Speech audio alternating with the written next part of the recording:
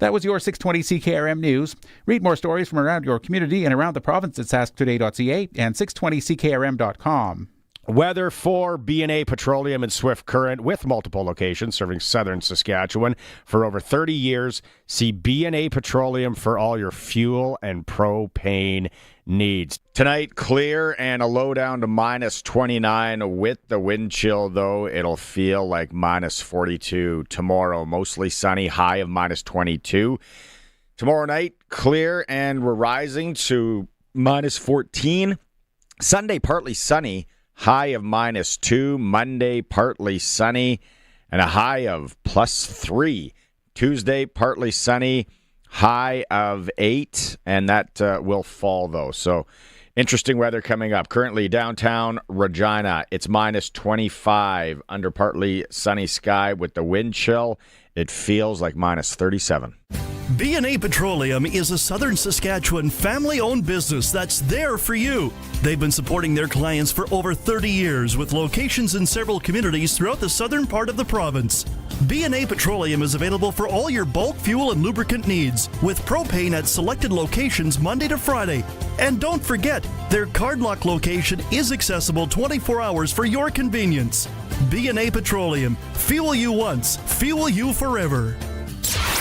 Broadcasting from Century Studios in downtown Regina, Harvard Media presents The Sportscage, where Saskatchewan comes to talk local sports. Brought to you by Nelson Homes, supplying home packages and RTMs for over 65 years. Be part of the show. Call 1-866-767-0620 or text 306-936-6262. The Sportscage. Streaming at sportscage.com, our YouTube channel, and on the radio at 620 CKRM. Welcome to the Friday edition of the Sports Cage. A freezing cold Friday downtown Regina. I'm sure if you're in Sasky, you're dealing with the same thing. Thanks for making time, like you said, for Nelson Homes on Fridays. We're going to have all of our guests joining us on that Western Pizza guest hotline today. Well, it'd be a nice night to pick up some Western Pizza and just sit by your fire. Also, if you got the gift exchange coming up or the potluck Western Pizza, joining us today will be Farhan Lalji in hour one, talking CFL, NFL, college football. We'll sprinkle in a little hockey as well. Michaela Kleisinger, head coach of the Regina Cougars women's basketball team, who are on an absolute heater this year. It's Christmas break, so they're not playing currently, but we'll talk to her in hour one about their season and how well things are going. Hour two, it was going to be Kelly Taylor joining me and my co-host, who I'll introduce in a second, but it looks like Kelly, again, with the weather and things changing, it's going to be tough for him to get in. So that's his second ditch in the last few weeks, old KT. We'll see, though. Last Mountain Distillery's coming in again. Last week we had Old Fashions. I matured in my drinking as I actually really enjoyed the Last Mountain. We'll see what they have for us in their festive drink repertoire today. That's about 4:40 time. Clutch Performer Sprinkle of the Day. Eric Francis, our NHL insider. It was a pre-record because he's in the air right now, flying to Los Angeles, California. It's the dad's trip for the Calgary Flames. So we'll talk about that and a whole lot more. But let's start. My co-host, Greg from the Piffles podcast, is here today. And a trade in the NHL. We woke up this morning. At first I saw it was a text message. I didn't even go to Twitter yet.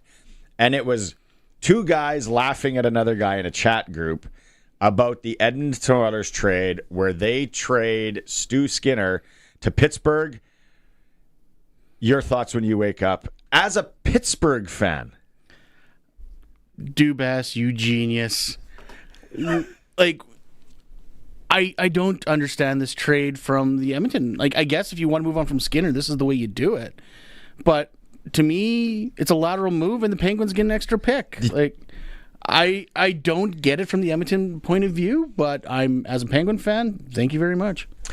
I think as soon as I saw it, and I'm like, Brett Kulak played some decent minutes. Now, none of the Oilers are really lighting it up this year, and everybody's kind of been, beat down there in a respect. Evan Bouchard right now is the hitting dummy. Maybe, though, contract-wise, because the way I understand it, now correct me if I'm wrong, Skinner is an unrestricted free agent at the end of the season. Should be, yep. And Jari has 2 years? Yeah, but the Penguins didn't have to retain any salary either, which is also, I have no idea how they work that into it. This is a good deal for the Penguins in spades, and the Penguins, if they don't want Skinner, can move him to the AHL and not be hurt by it. This is a brilliant move on Dubas's part. Coulson's on the other side of the board doing his fantastic work again on the show. Now, you think, as the casual hockey fan, you think Stu Skinner's going to go and absolutely light it up in Pittsburgh? I just think that is kind of the fortune of the Edmonton Oilers, isn't it? It's just what happens. You make your own fortune sometimes, right? Edmonton. So, in a complete jest, I'm just like, yeah, he's going to, in his next 3 games, have 2 shutouts or something, right? That's just what's going to happen, and Oiler fans are not going to know what to do with themselves. They play each other Tuesday, do they not? Is it that quick? It's right away. It's next week. I know for a fact it's coming up right away. Tuesday, Wednesday, something like that. I have the schedule right here. Oilers 6:30 puck drop. On what day? Tuesday. That's what I thought. Oilers at Penguins. If I'm the Penguins, I don't care. You put Skinner in and just let the magic fly. At that point, why not? Oh, you have to. You have to play him on Tuesday. I hope so. But don't overthink it. Get him in the net. And don't get me wrong. This also seems to be like an easy PR win for the Oilers, and maybe that's what it is. Skinner's much maligned. Jari was a star for the Oil Kings, so let's play it out that way. Maybe get a little local goodwill. But is Jari going to be the guy that wins you a Stanley Cup in the next 2 years to make sure McDavid doesn't go anywhere? I don't think he's the answer. So 936-6262. Prairieland Rentals text line is open. If you want to call as well, Coulson says we can take calls. 936-6262 or toll free 1-866-767-0620. There's a lot of Oiler fans out there. And then there are people that just despise the Oilers. So what are your comments on it? What do you think about this deal out there? Let us know. Everybody that texts today or called, you're in to win one of the Sportscage SJHL hats. We'll give one of those away today. Coulson, if you're watching the stream, there it is. It's very nice. It's a 47 brand. Very nice hats, and we don't have many of them. So if you're an Oiler fan, what do you think? So the thing right away that I'm like, for how long, a lot of people, Oiler fans, we need another goalie. We need a goalie. We need a different goalie. And then I would always say, and I think it was me and Harry the last time, it's like, well, who? Well, yeah. Who's really out there that you can grab? And I could be wrong. I don't watch every single NHL game, so maybe somebody has an idea out there. But I was like, and Jari has kind of leveled off. Would you say, as a Pittsburgh fan? No, as a Pittsburgh fan, 100% he's leveled off. In fact, I want to say his and Skinner's numbers last season were fairly on par. Yeah. Jari was slightly better, but not much. I'm looking at his hockey DB. And then the other thing, totally forgot that he was an Edmonton Oil King for 4 seasons. Won WHL championship. Yep. In 13-14 with the Oil Kings. And then Wilkes-Barre, and then Pittsburgh. When he came in, everyone was like, oh, this kid is... He was good. Something else, yeah. And yeah, I heard that too. Their numbers are very similar. So, is Pittsburgh better with this trade? Pittsburgh got more out of this trade than Edmonton did, 100%. And they have the they can, like you said, they can move Skinner down. They can move Skinner down. They got an extra draft pick now. They can move him wherever as a backup later in the season. And they also have cap flexibility because they completely got Jari's contract over to the Oilers. What was what's his contract? I can't remember, but at least they didn't have to retain. Like that was the big $5 thing. million? Something like that. A year? I think it's not up there, but it's enough where if you can shake that salary, like when the rumors were first coming out that Jari might be on the move, there's a lot of talk about the Penguins withholding some of the salary, and they completely gave it to the Oilers. First text here for 780 number, so that would be Northern Alberta. Northern Alberta. As an Oiler fan, it seems Skinner lost the locker room. Edmonton loved Jari when he played here with the Oil Kings. I believe both goalies needed a reset, and this fits with Edmonton. Both goalies needing a reset. 100%. I already recorded the Eric Francis, and that's the one thing that I bring up that I'm like, I'm not an Oiler fan. I was really cheering for him 2 years ago when they almost pulled off the miraculous comeback. Last year, I was like, meh. So, Stu Skinner, and you remember this, Colson, last year, like during the playoffs. Bad game, whatever, not his fault, maybe his fault. He was always answering the questions. Yep. Always one of the first guys, it seemed, media, microphone in his face, and just sat there and took it and did what he was supposed to do. I have so much respect for that guy, and he was in such a tough spot, the best player in the world, getting close to the Stanley Cup twice, and a lot of people are pointing at you as the reason. You're the reason why McDavid doesn't have a cup. Yep. Yeah, and there was times he played great, and times he didn't play so good, but that happens in hockey. It's puck luck, right? Pucks bounce. Bobrovsky, 2 years ago, unreal. Last year he had a couple of games that were meh, but they still won because they were good around him. This is going to go back a couple of years, but J.S. Giguère put on one of the best goaltending performances I've ever seen in a Stanley Cup. Anaheim. They gave him the Conn Smythe, and they still lost.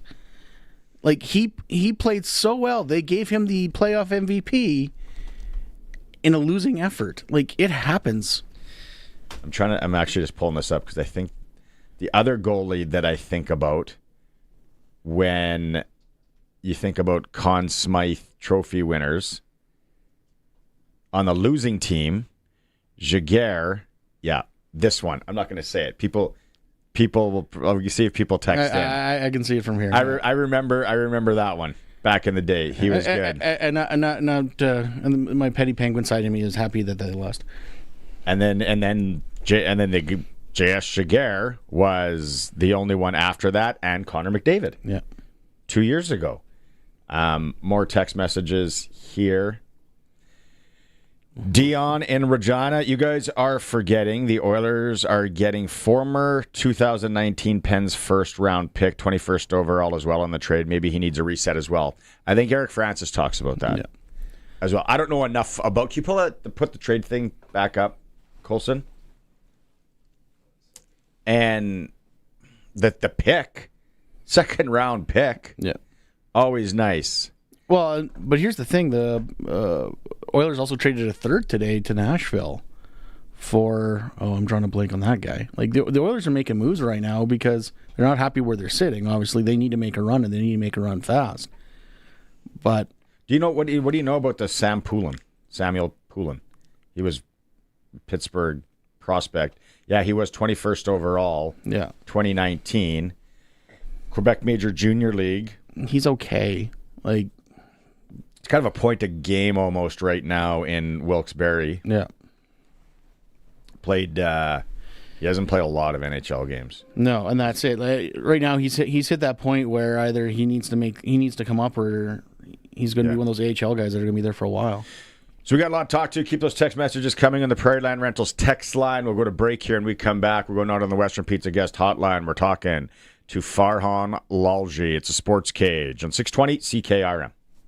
It's time to get into the holiday spirit. It's the 37th annual Christmas card for MS. Join CKRM this Sunday as we fill your home with holiday requests. To make a request, all it takes is a simple donation to the MS Society of Saskatchewan. Visit CKRM.com or call in during the show, because giving back is the true spirit of the season.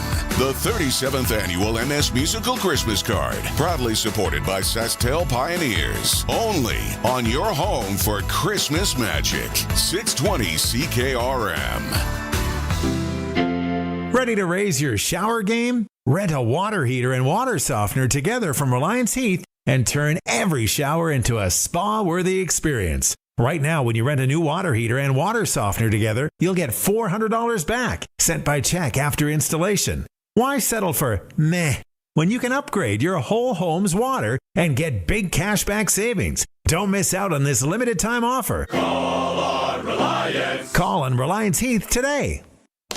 Since 1949, Nelson Homes has been providing you one-stop shopping for ready-to-move homes, panelized packages, and on-site builds. Nelson Homes' team of authorized dealers all over Saskatchewan would be happy to help you turn your dream home into a reality. In the Saskatoon area, call Kurt at Canadian Timber Homes or call 1-800-661-6534 for more information.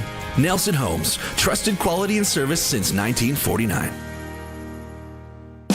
It's time to get the inside story. TSN's Farhan Lalji on Sportscage is brought to you by the Cooperators. Time to get financially fit? Cooperators can build a plan that works for you. Cooperators, investing in your future together.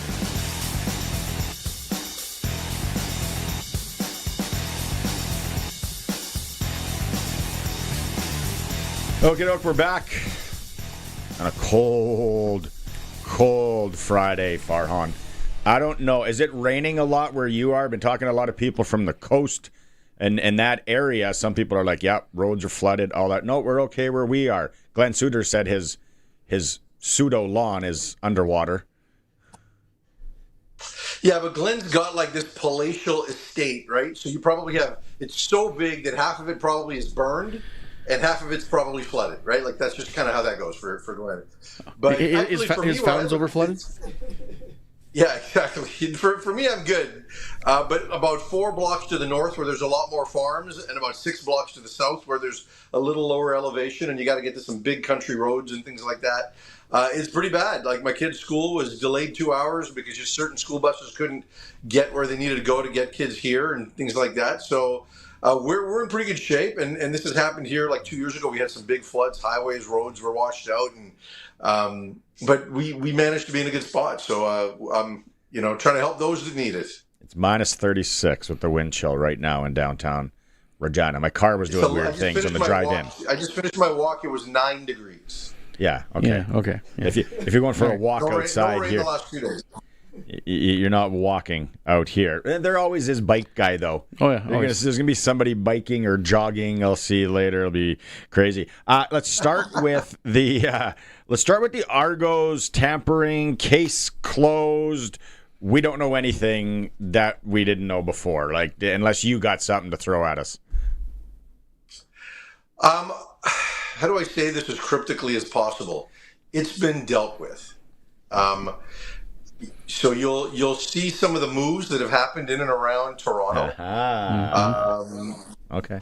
It's been dealt with. So read between the lines as you will, and it hasn't been nothing. I told you in Dallas last week that they were close, that this was significant, and I think the league took it seriously. Let's just say that. Yeah, no, that's good. I'm a good dot connector. I follow code. I'm married. I know, right? It's like no, I get what you're laying down. Yeah, and we're talking. My wife speaks in code too, buddy.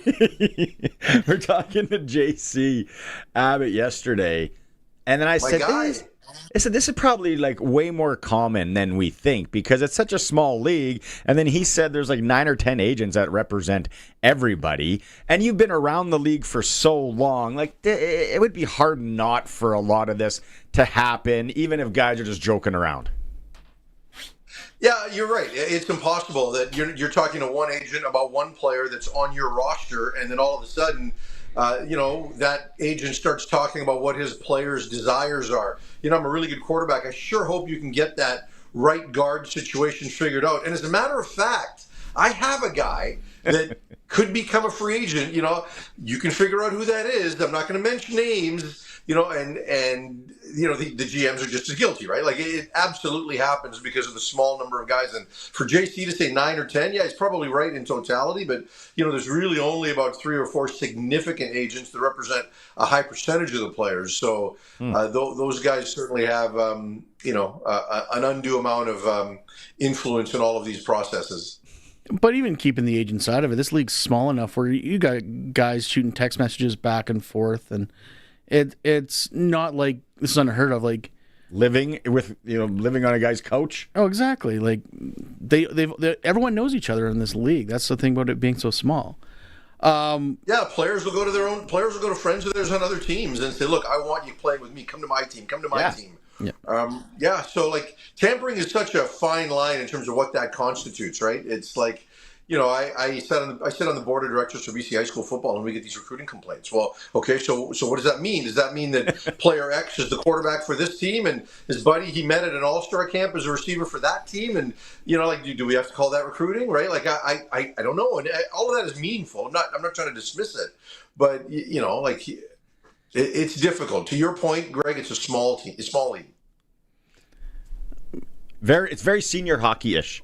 100%. In Saskatchewan, guys are going, although you can go kind of wherever. Can I ask you, as the longer that we go, now we got Hardrick back in the fall, we got Harris, no AJ Ouellette yet, a lot of people are thinking, Sam Emilus. The longer we go here, should we maybe be getting worried, or Rider fans, we're okay where we are here?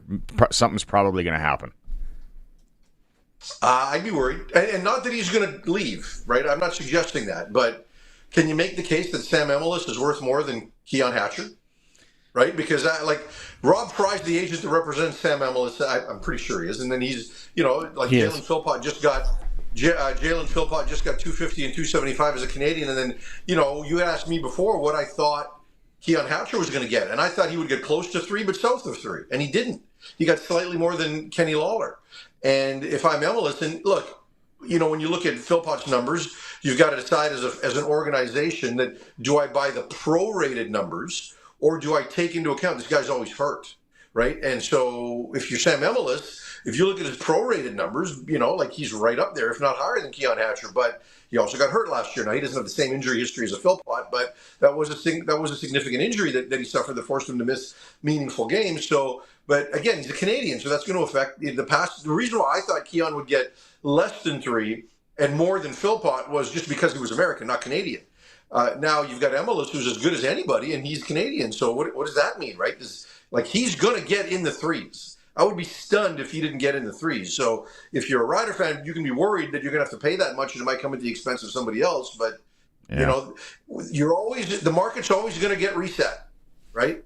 And so you got to figure out who the top of the market is at any given position and how fast they get done. And agents are going to wait, right? Like if you are, not necessarily from a market standpoint, but if you're Rob Fry, who's Jake Mayer's agent, you probably needed to wait to see what happened with Cody Fajardo. You needed to wait to see what happened with Bo Levi Mitchell before you decide what the best situation for Mayer is, right? So all of these things have a trickle-down effect for sure, and Hatcher will on Sam Emilus. Well, speaking about markets and Canadians, what's the market for a Canadian cornerback right now? Because Tavon Campbell's another big signing that could possibly cause some ratio problems if the Riders don't bring him back. Yeah, I mean, look, I'm sure he's going to get, into the 2s, right? Like the DB market's a little different. And look, I'm curious to see how much of the market does, in fact, get reset. So, for example, we always talk about the concern around supply and demand around offensive linemen. So a really average offensive lineman is going to get over $200,000 in many cases because of the fact that there just aren't enough of them. So even if there's only like 2 good ones, on the Canadian side, and I'm not saying that there only are, but I'm saying in any given free agent class, 3, 4, and 5, even if they're average, are going to get inflated. But now teams are starting to move the money around. They're seeing oh, there's a lot of really good Canadian receivers here. So I'm going to build my ratio accordingly. And I'm not going to get into the pool for that offensive lineman. I'm going to get into I'd rather go after one of these receivers, right? And where does DB fit into that, right? Because there aren't a number of elite corners. Are there enough elite defensive players that are Canadian, that you can kind of go down that road? So Tavon Campbell, not getting any younger as well. But when you look at his production last year, when he was healthy, he can change your ratio. There's no doubt. So if you're a team and you don't want to get into the offensive line fray to overpay for an overrated one, maybe you go after Tavon Campbell. So I do think his market is significantly different now with a newer cap and teams' desires to not overpay O-linemen. I would like to know, Tavon Campbell as a guy, right? Does he have the fire? Or was that kind of it for him, for his football career? Right? You know what I mean? I don't know him, obviously. I don't know anyone that knows him. Does he have the drive to come back? Well, knowing what the market will be for him, yeah, I think so. I think you're going to try to extend that for a couple of years. Yeah, he's made some NFL money, but I think if you can get north of $200,000, north of maybe even $225,000 for the next 2 years, I'd be working hard and fighting to get that if I'm a player and I'm not ready to walk away from it. So I think when Tavon Campbell was in this league prior to his NFL experience, he wasn't viewed in that light. Right, he wasn't viewed as a ratio changer. He was a guy that was viewed as somebody who could get you through a few games, and we all knew the level of speed that he had. But when he went to the NFL and came back, the narrative around who he was and what he could bring changed. So, I think given what he'll make now, he's not going to make David Sanchez money when he came back from the NFL, but he'll make pretty good money, and I think that'll motivate him. Bo Levi Mitchell deal, you like it?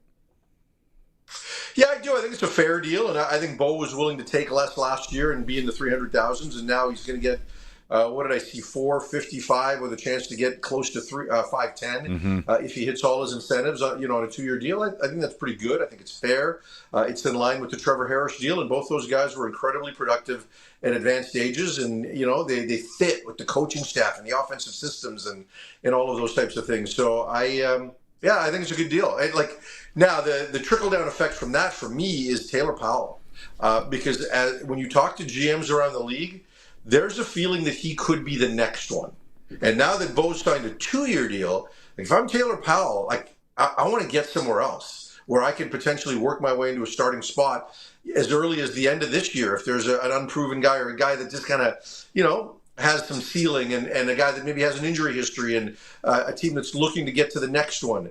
I would go find that pretty quick if I were him. So we'll see what happens there. But Bo played the last 2 years, and especially last year, because last year the games were more high leverage. We talked about 2 years ago that there were some empty calorie yards for Bo when the team was out of it. These were high leverage games all season. I thought he played really, really well. And he's, both he and Trevor have a similar story to tell in that they really feel they understand the game at a level they didn't before, and now they want to take advantage of that.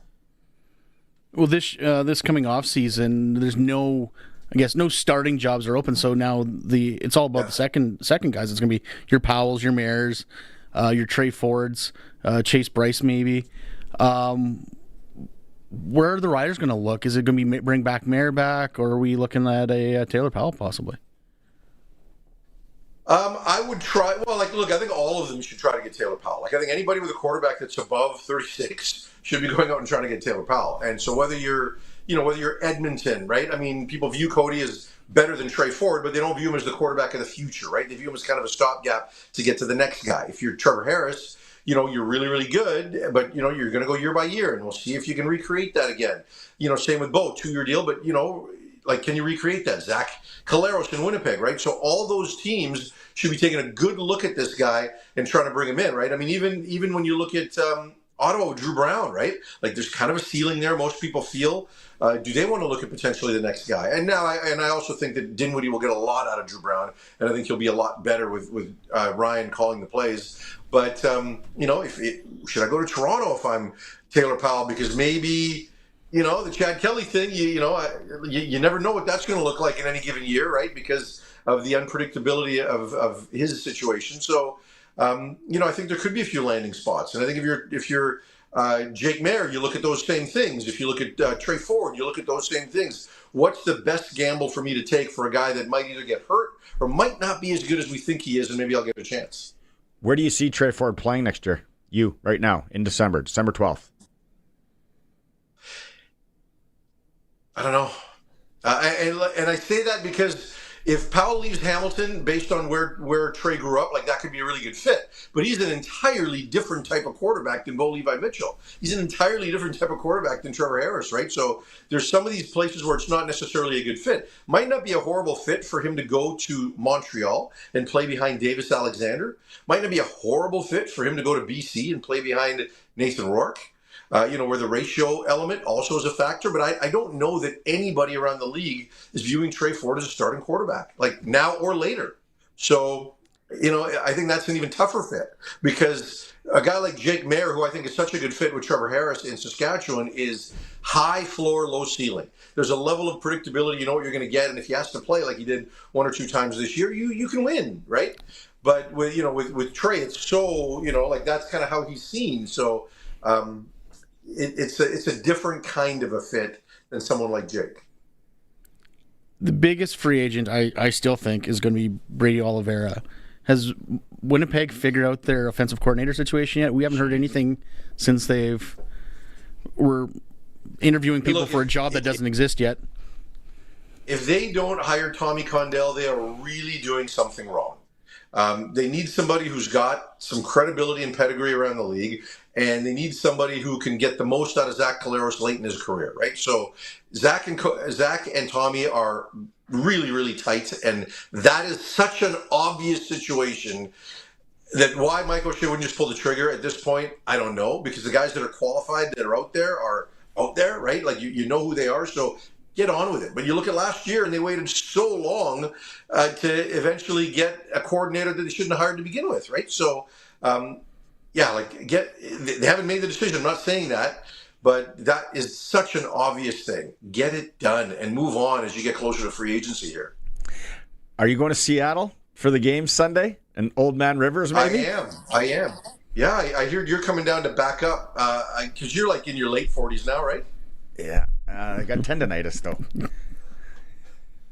Elbows hurting? Shoulders hurting? Bicep. You don't have 10 kids running around chasing you? Yeah. We have to see it now, though, right? I said it on the show yesterday. It's like when Mike Tyson said he was going to fight, and you got the hype. I was like, we have to see this. We have to see this now. And did the quote today that we'll play later about, listen, I didn't run away from people when I was in my prime. So don't worry about what I look like and if I can move. Yeah, no, it's true, right? Like, that's not the style he plays. And, we'll see if his arm is good enough, because I think 5 years ago when he last played, I think his arm was starting to diminish then. So, and here's the other thing. You don't want to go to Seattle. No. Like, that defense is as good as there is in the NFL. Like, they are legit good. Now, they do need to show a little bit more against better teams. Right, we'll see if Jonathan Taylor can do some things, but you saw what happened with Brosmer last week, right? That turned into a shutout, and like, they are legit good. They've got 8 pass rushers that can make a difference. They've got a secondary that's got some elite pieces, right? Like, they're going to have some problems, and that's not the defense you got to face. And when you look at the teams, he's got 4 playoff teams that he's going to face, including Houston, that's got the best defense. Or, well, to me, it's Seattle or Houston are the 2 best defenses in the league. Like, that's what you're going to face in 2 of your 4 games, and 2 other good defenses. So I feel for Phillip Rivers right now, because he at the end of this, he's going to be like, why did I do that? Like, I just delayed my Hall of Fame candidacy by 5 years so I could get my ass handed to me 4 times. Is he a slam dunk for the Hall of Fame, though? He's got mouths to feed. Come on. Yeah. He's not a first ballot Hall of Famer, but I think eventually he's going to get in. I wouldn't say slam dunk, but there will come a time where Phillip Rivers' overall body of work will get him in. I can't wait to see this. And I just, with younger kids, and his kids are looking forward to watching him, I just hope nothing bad happens. Really? I hope nothing bad happens. You're right. It's just, I don't think he's going to get injured, but I do think he's going to embarrass himself. I like Phillip Rivers. I have a lot of respect for him. I think this is going to be bad. This is going to be all shades of bad. I don't want to see. I can't wait till he like somehow pulls off a miracle and this becomes a Disney movie in like 4 years. Yeah, like The Rookie. Yeah. Yeah, but he's a high school football coach as well, so yeah, exactly. His players are going to be chirping him after this. Oh yeah. Coach, what the heck were you doing on that play? Yeah. Well, apparently he runs the same offensive scheme for his high school team, so they're going to be watching film, going, "What were you thinking, Coach?" He's just getting torched on social media. The EA Sports thing that came out, where it's like, poor guy. Okay, what I need your take on this college football playoff. It's too bad, right? Like it could have just went to 4 teams this year. Like what a mess. Look, I've never liked it, right? Because I'm very much a traditionalist. I like the 4-team playoff. I could have lived with 8. There was no need to go to 12. And and I always said this, that when there were 4 teams, 1 team was upset. When you go to 12, there's going to be 4 teams that are upset. And what's the problem? Oh, we'll go to 16, so more teams can be upset. And we're talking about teams that don't have a shot to win this thing. Exactly. And they're complaining about it, right? Like you look at Alabama, they shouldn't be in this field. You're a 3-loss team. I get that you don't want to be punished for losing your conference championship game, for playing in your conference championship game, because we're not having this discussion if they weren't, right? Like if a tiebreaker fell away from them and they were a 10-2 team instead of a 10-3 team, we're not criticizing their entry. But they got their asses handed to them against a team they'd previously beaten. I don't feel sorry for Notre Dame. I don't like the way they had the rule that allowed both Tulane and James Madison to get in, because they kind of wrote it in a way where they never ever thought that one of these group of 5 conference champions was going to get ranked above the conference champion for a Power 4 conference, right? So Duke wins the ACC with 5 wins, right? Like even if they would have done it, we're saying the highest ranked as a team as opposed to the champion, might have been a positive thing.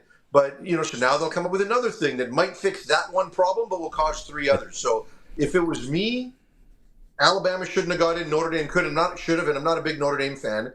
But, I also think both of them could have got in, and one of those 2 Tulane or James Madison teams shouldn't have got in. They got it wrong. But at the end of the day, we're talking about teams that aren't going to win it and don't really deserve to play to win it.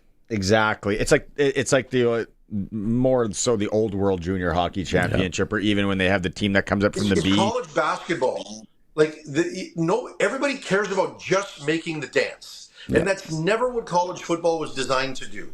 I always said the difference with college football is it wasn't the best team at the end of the year. It wasn't the team that got on a run. It was the best team for a 4-month period of time, start to finish, and that's lost here. Now everybody complains about just getting in. And that's really not the way it's supposed to be in the sport, but the networks have wrecked it. And of course, I'm going to Oklahoma next week to watch a game. So, good. Alabama. I've never been to Norman to watch a game, so I'm pumped about that. That's awesome. Okay, 2 quick ones here. We've got about a minute and a half if you can get it. How come Greg and I, our Patriots, are getting no respect here this weekend? Because we just don't want to admit that, they're good again. Yeah. Right? Okay. I get it. And Josie. I do think there's an element to Drake May where he's young and people just want to see a little bit more before they hand it all to him. But you got to give Mike Vrabel a lot of credit for how quickly he's turned it around. And it just puts an even bigger spotlight on the failings of Bill Belichick late in his career. But it'll come, or will they just be, this year's Washington Commanders, where, you saw the regression a year later? Like that could also be what it turns into. But, it's kind of like Denver, a year ago, no one really thought they were a contender. And even this year, because May's taken a bit of a step back, Bo Nix has taken a bit of a step back. As good as the D is, people still aren't completely believers yet. It'll take some time, and I put the Patriots in that category. And we don't want to see their fan base celebrate this soon. We want more pain. That's fair. I get it. I get it. I have self-awareness. I get it.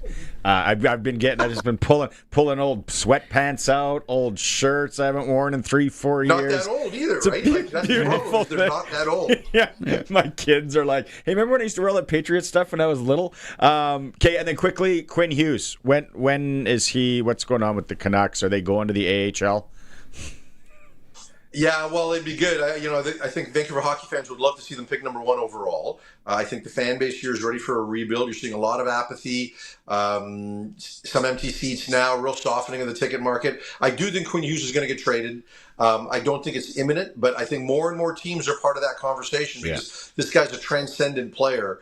And, like ultimately he's the type of player you want when you pick first overall, but whatever's happened with him there, the mix hasn't worked, so they could use this as a reset. To me, the time to trade him is after the Olympic break, because during the Olympics, he's going to be unbelievable, and the market will get even hotter. But Jim does like to do things a little bit early, so we'll see if it lasts that long. But you don't want him to get hurt either, right? It's a tough one. Yeah, but he's still a young player, and if he gets hurt, yeah, it may hurt you for this year, but I don't know that the big picture value for this player is going to be any lower, because he's still got a lot of hockey left, and he's really, really good. He's the best player the Canucks have ever had. Yeah. Whoa. Ooh. Ever had. Wow. Marcus Naslund, the Sedins. You will find a bigger fan of the Sedins than me. And from a pure talent standpoint, the only comparable is Pavel.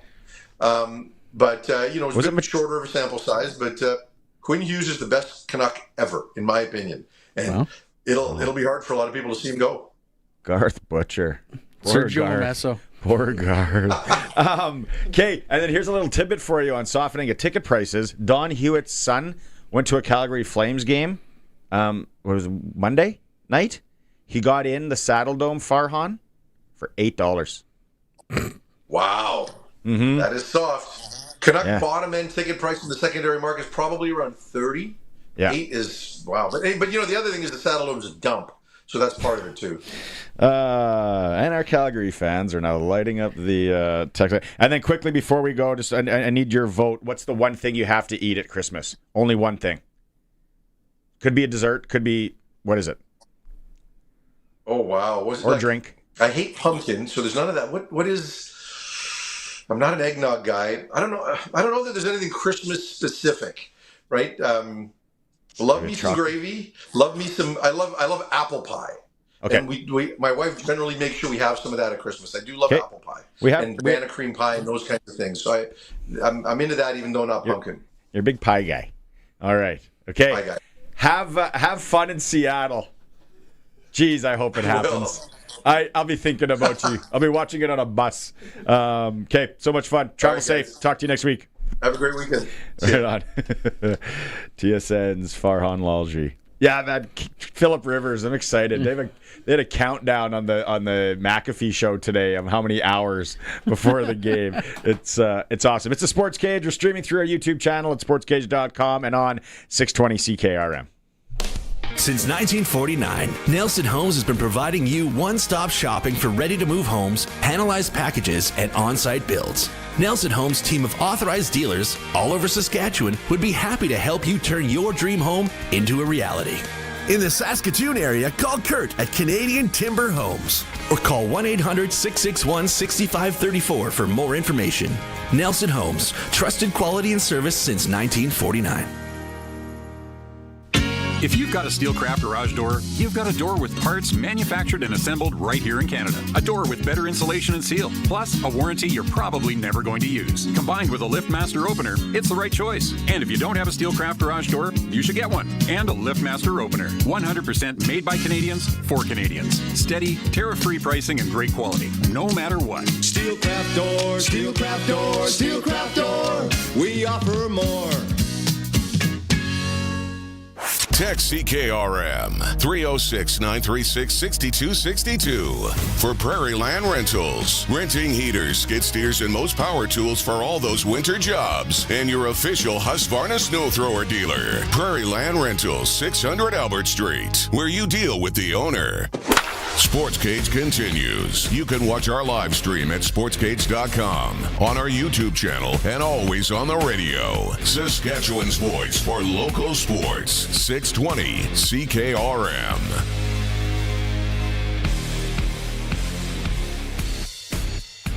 Welcome back. It is for Nelson Homes on Friday, supplying home packages and RTMs for over 65 years. I see all your text messages coming through in the Prairie Land Rentals text line.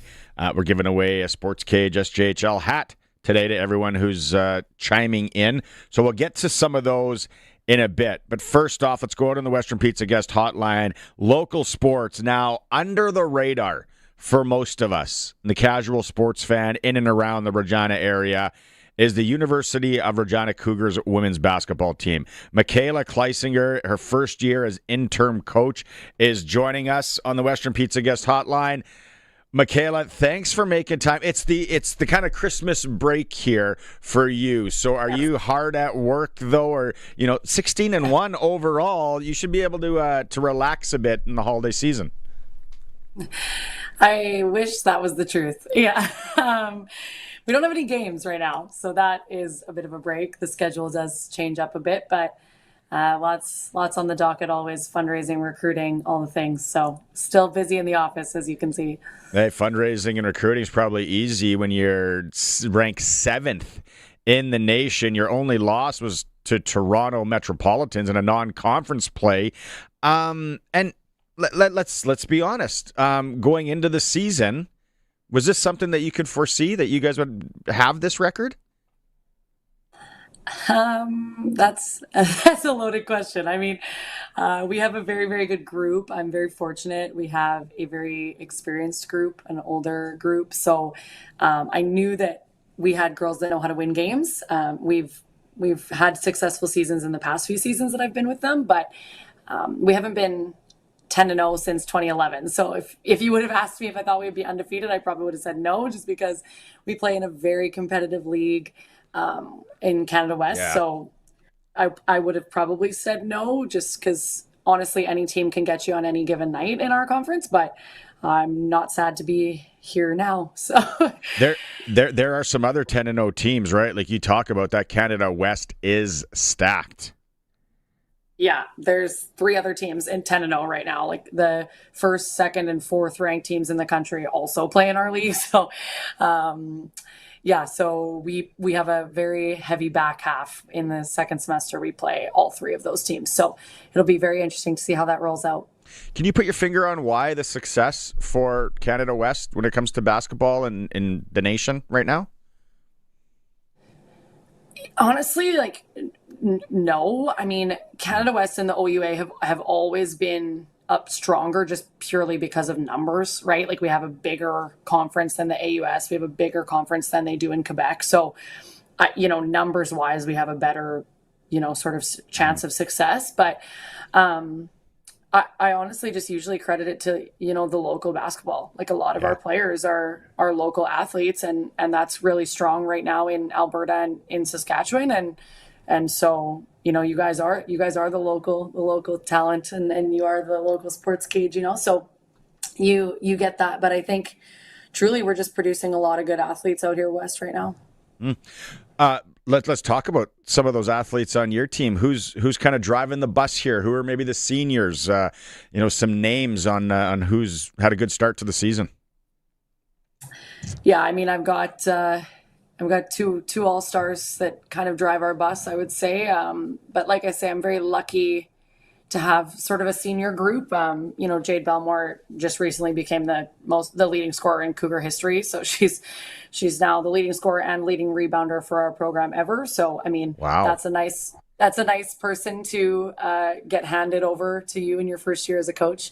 And, Kara Miskey, same deal. She's about to become our leading assist record holder ever. So these girls are breaking the mold for what it means to be a Cougar basketball player. But like I say, I've got a veteran group. We've got 4 fifth years and a 4th year kid that are really leading our charge and showing those young ones what it means to be a Cougar basketball player. And I think that's really helping.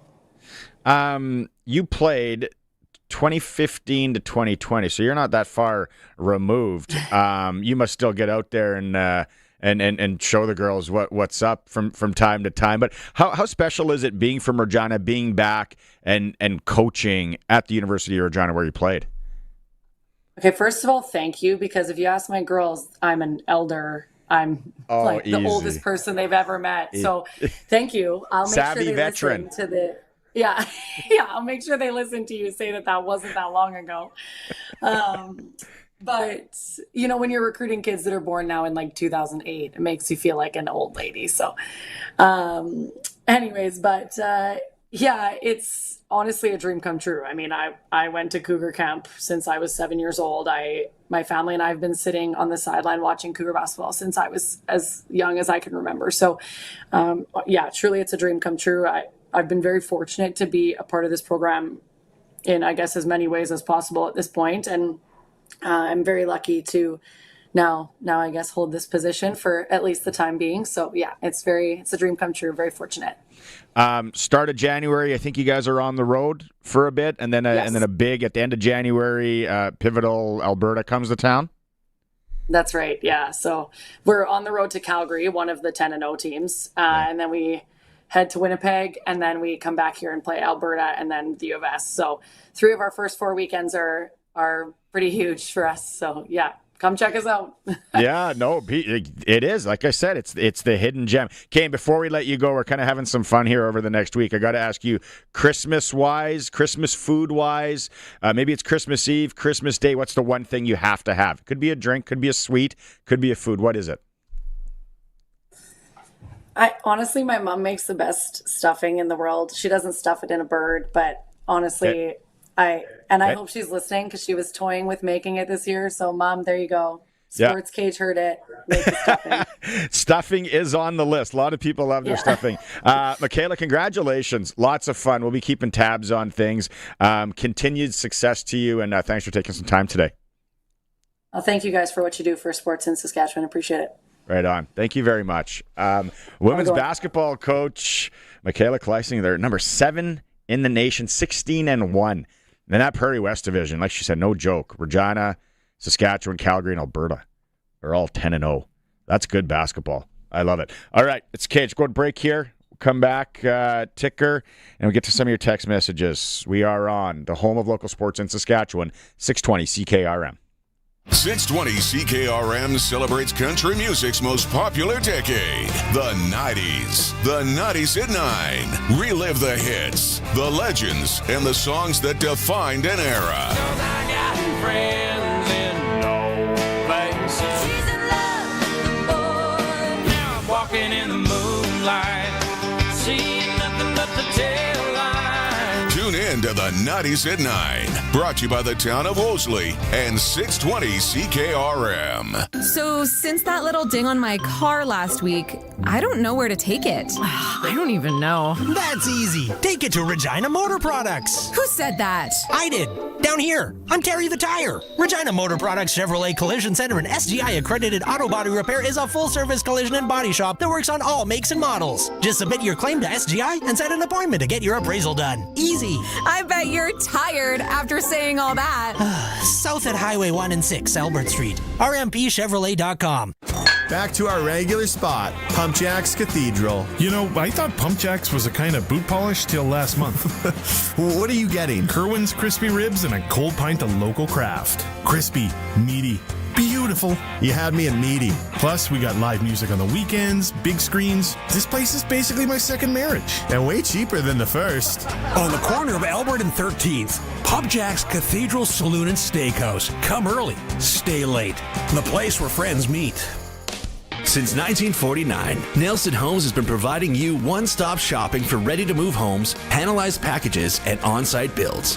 Nelson Homes' team of authorized dealers all over Saskatchewan would be happy to help you turn your dream home into a reality. In the Saskatoon area, call Kurt at Canadian Timber Homes. Or call 1-800-661-6534 for more information. Nelson Homes, trusted quality and service since 1949. It's time for the Sports Ticker. Brought to you by Reliance Heath Water Heater Rentals. Bundle and save with Reliance Heath. Rent a new water heater and softener together and get $400 cash back. Call on Reliance Heath today.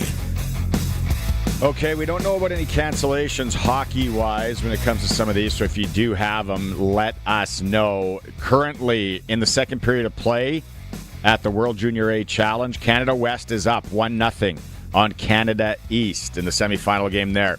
In the dub tonight, Saskatoon's hosting Lethbridge. Prince Albert is in Swift Current. Moose Jaw is in Medicine Hat. SJHL Warman welcomes Weyburn. Melville's in Estevan. Flin Flon in the Battlefords. That's an interesting matchup there.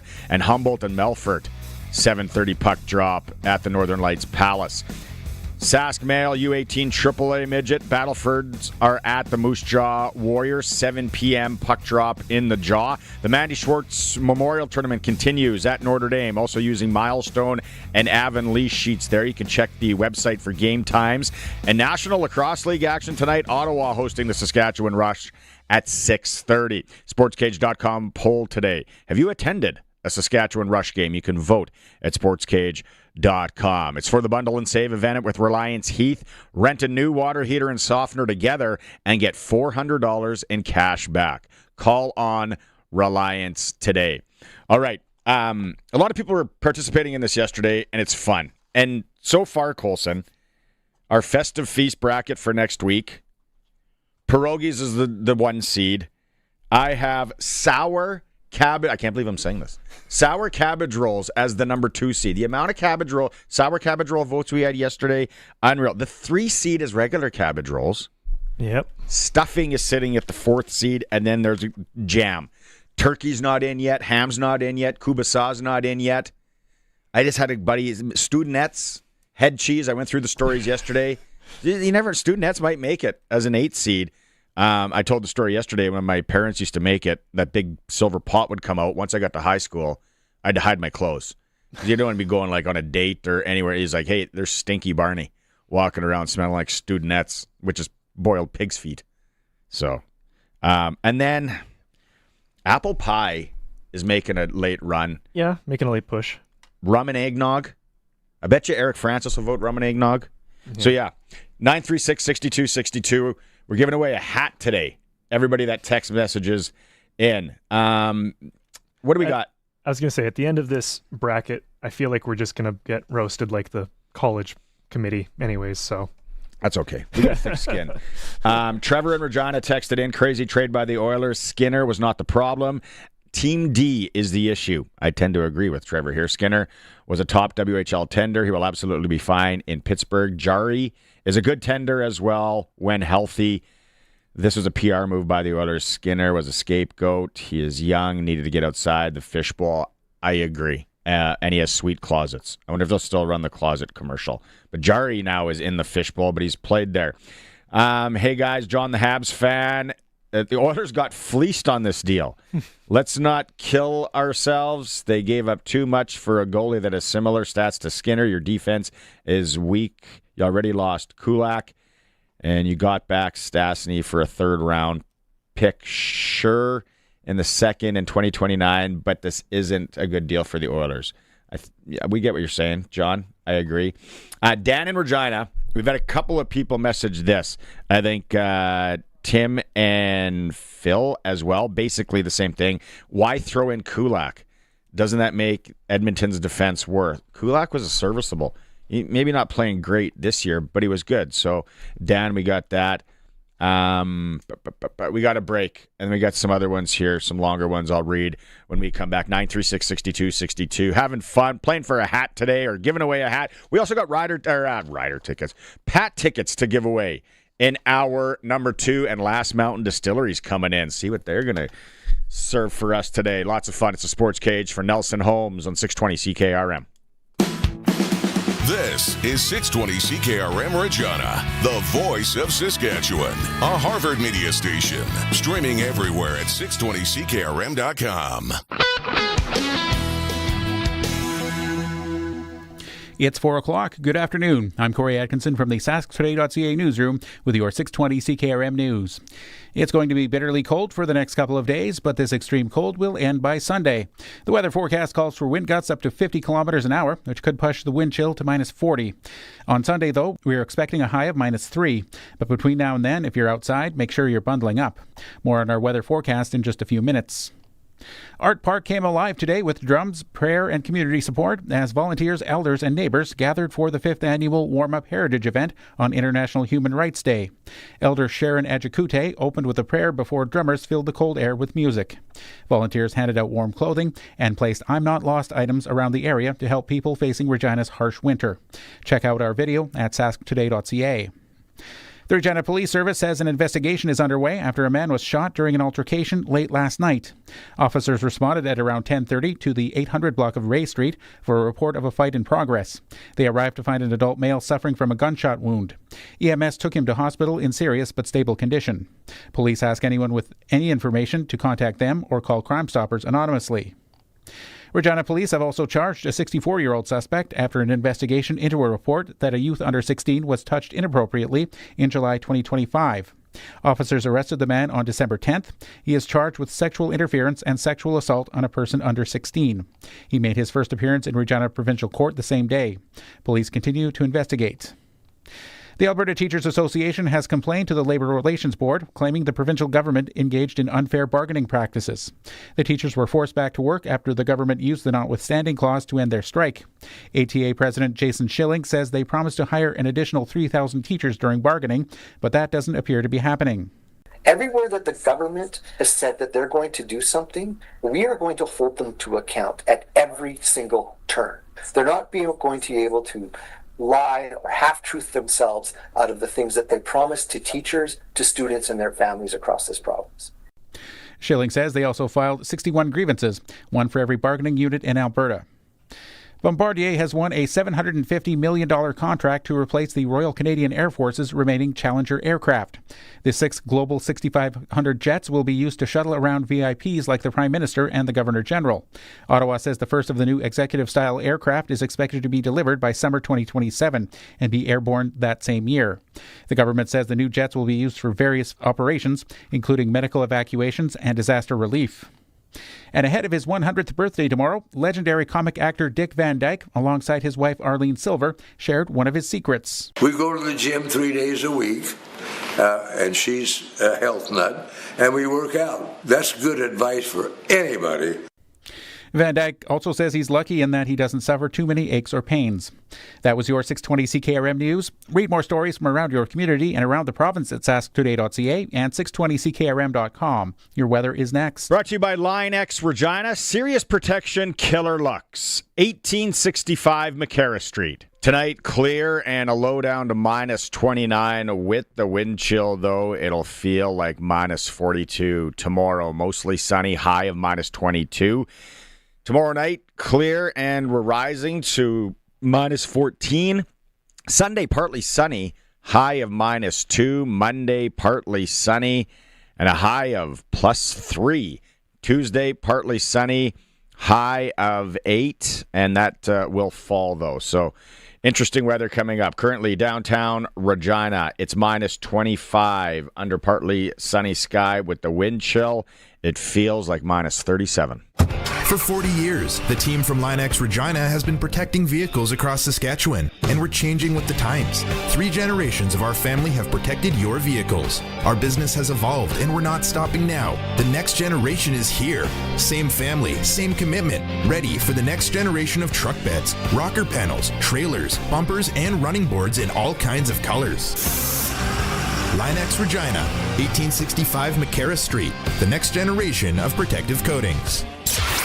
Broadcasting from Century Studios in downtown Regina, Harvard Media presents The Sportscage, where Saskatchewan comes to talk local sports. Brought to you by Nelson Homes, supplying home packages and RTMs for over 65 years. Be part of the show. Call 1-866-767-0620 or text 306-936-6262. The Sportscage. Streaming at sportscage.com, our YouTube channel, and on the radio at 620 CKRM. Welcome back to the Friday edition. Hopefully you're staying warm out there. Take care of those pets.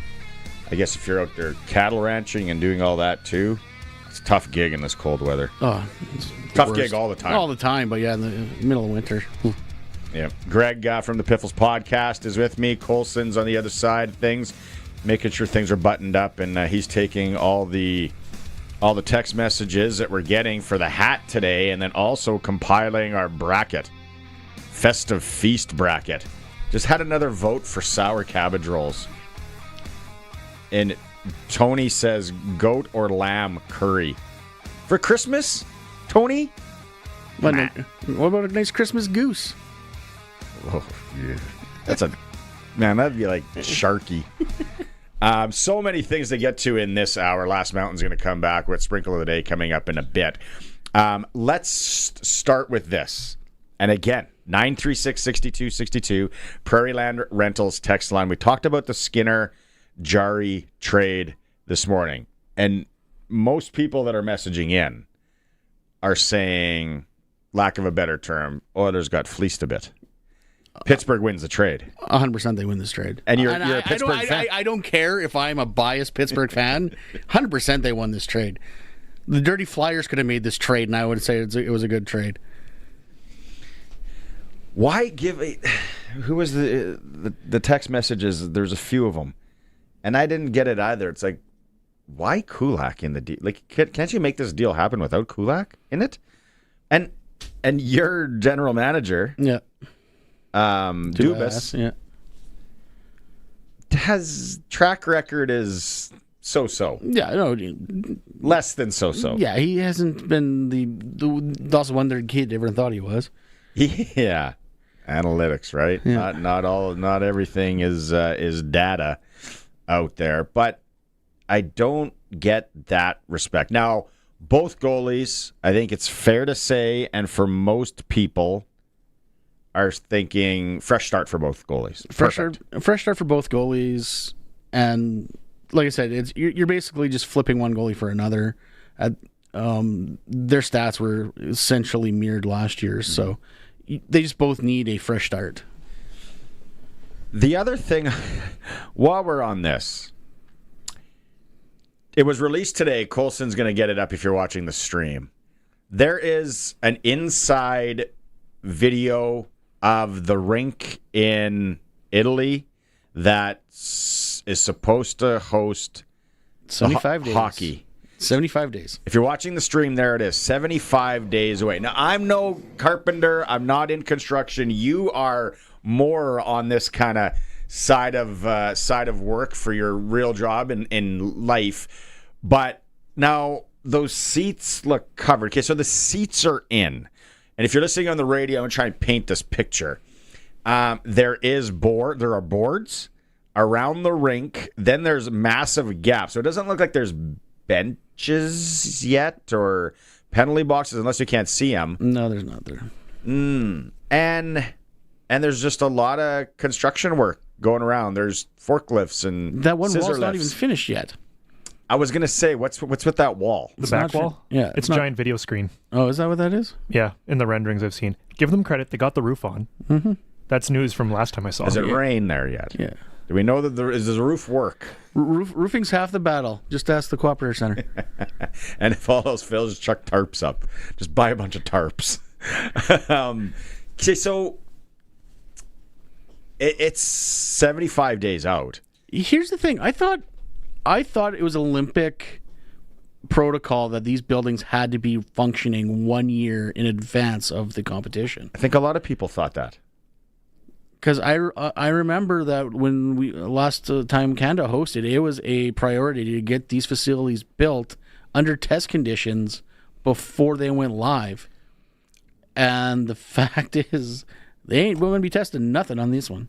I think it was Farhan we were talking with when he said he was in Europe for the last Europe Olympics and they were down to the wire again. So it's just Sochi. Yeah, I remember Sochi. And there was a lot. Oh, it was shoddily made in Sochi. Don't get me wrong. The village, the stories that the athletes have with the athletes' village. Well, the former rider Tommy Quinn had to break out of a bathroom, kick himself through a bathroom door because the door got jammed when he remember that story when he went in. Yeah. 75 days out. Now, I was talking to Dave Sanger, who puts in ice and he's kind of an expert ice guy, a couple weeks ago. And I said, what? Testing and they're playing so much hockey on this ice. The women are playing on it. Men are playing on it like 3 games a day. He said, if you got a good plant and you got things pretty dialed inside, he goes, you're okay. He said, remember the bubble and how much hockey was played on the Rogers Place and in Toronto. Yeah. He goes, you're good there. But That's existing infrastructure. I'm thinking it, and I'm like, there's no, if you don't get a test everything from the ice and the slab and that and all, like the plant, but then the inside temperature too. But we're not even talking that. Like, we're talking a fully functional arena where they're going to expect people to buy food, use the washrooms, tickets, like lighting, plumbing. Everything needs to be put through its rigors, and it won't be. Their best bet might be call up Queen City Vending that are at the Wick Arena and find out how many vending machines you can just start chucking on the concourse. Because, or just have tables set up. Fundraisers for, like... Just a lineup of portos outside just in case the plumbing doesn't work? The bathrooms, if there's an issue there... Yeah. Yeah, the gap between... That's what I was looking at, Ed. The gap... Colson's story, I know, go again. Like, look at the gap between...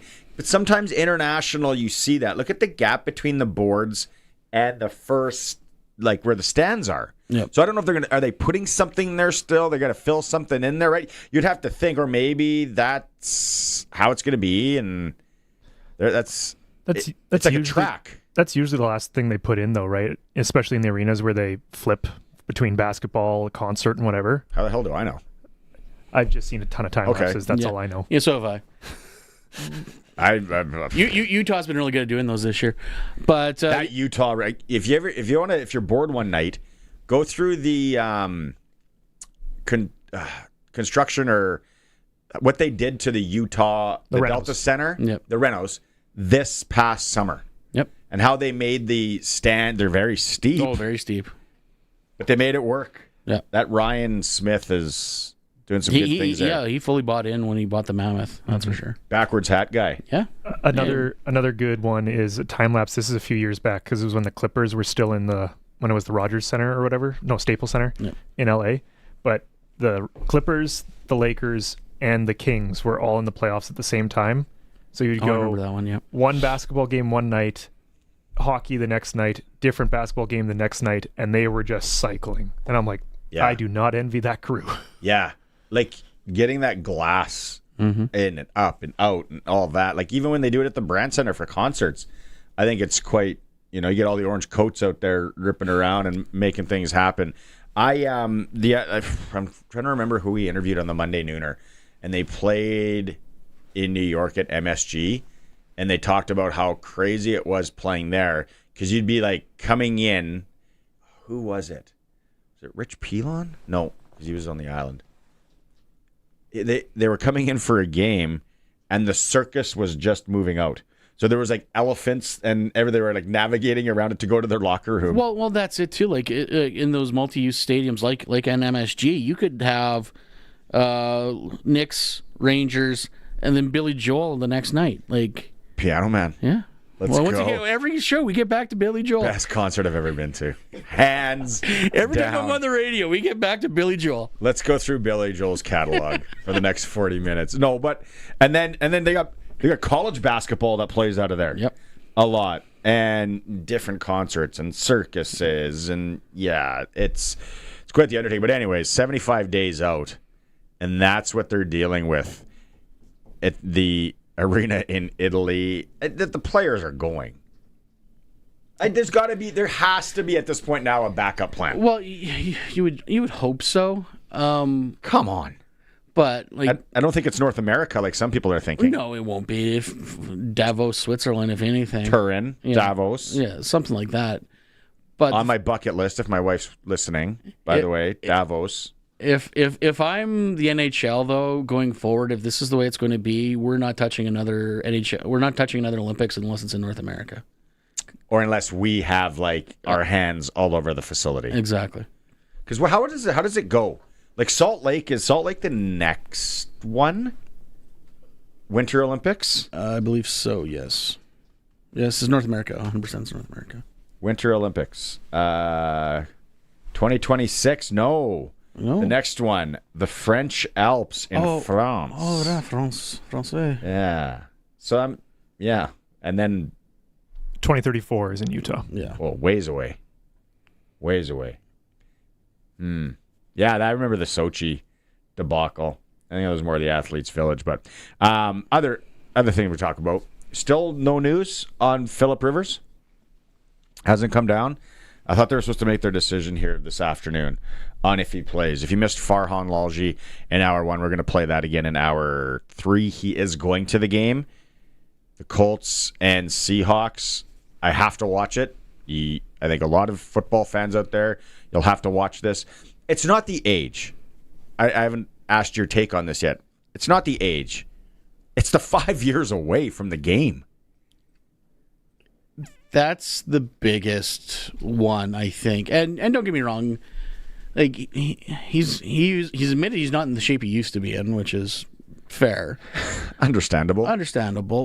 But the fact remains is it's still the National Football League. You still need to play at a high level, and like Farhan was saying, it's not the he wasn't at the top of his game on his way out to begin with.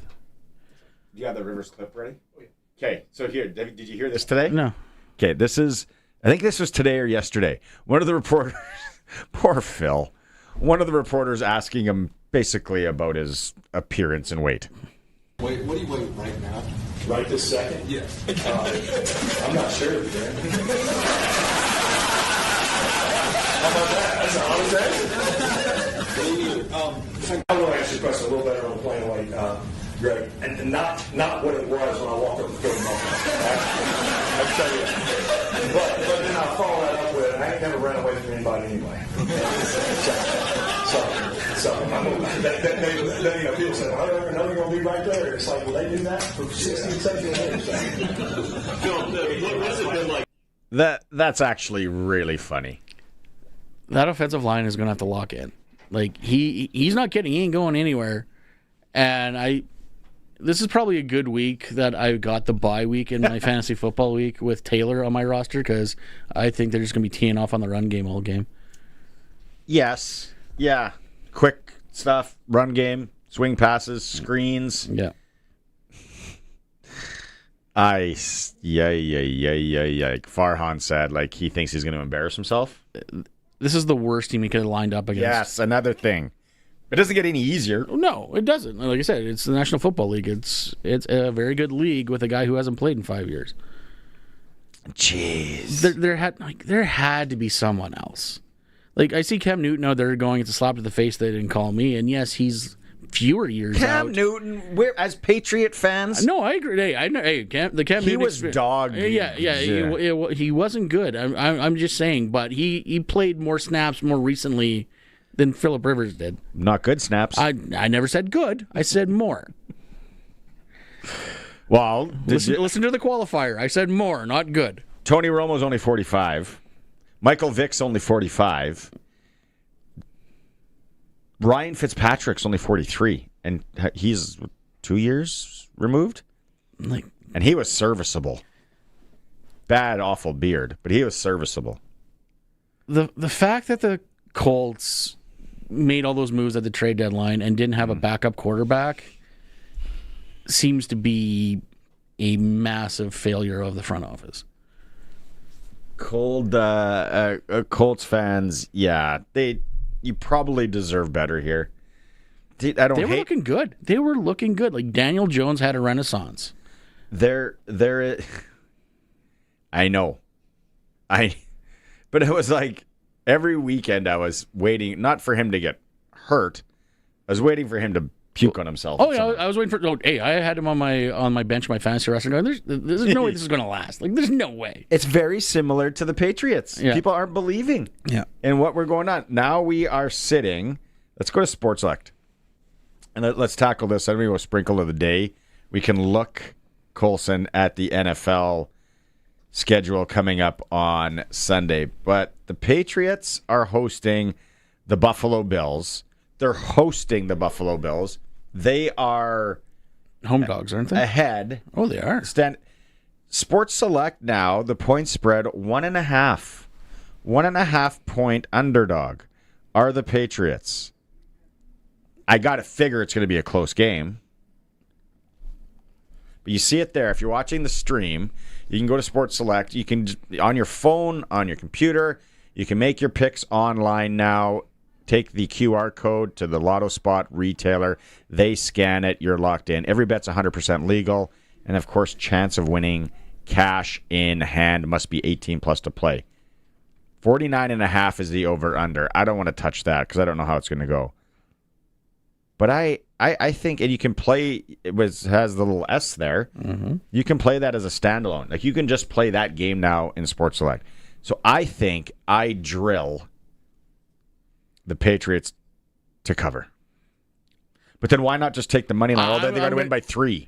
I'm taking I'm taking the money line. You got to win by 3, though. Yeah. You got to win by more than 3. Sorry, that's the beauty part. So take the tie. You're 315 odds on the tie for that one. Yeah. Maybe I'll dabble on that. I still got a few hours to figure it out. I could be like Luke Mullender, change things at the last hour. Look at some of these other odds. Jacksonville's a 13.5 point taking on the New York Jets. The Jets are bad. Jets bad. Chargers and Chiefs, that's a huge game. The Chiefs are 5.5 point favorites. The Chargers all day there. That Chargers defense, I had no idea, and I lost my blouse and slacks on Monday night, but doubling down on Philly. And I'm like, Philly's coming back in this game. And the halftime bet, boom. Nope, they lost. They did. San Diego's secondary is so good. And the Chiefs ain't that good this year. Chiefs get cooked. They're cooked if they lose this. Oh, they're 100%. A lot of people think they're cooked right now. I think I'm on that boat. I think they are. Here's another question. Well, people are texting in wanting a hat. You're texting in your food or what you think about the rink in Milan. What's a more hated franchise? Patriots or the Chiefs? Colson, I'll let you answer that because Greg and I obviously are Patriot fans. And I think your brother's a big Patriots fan. But really, who's more hated?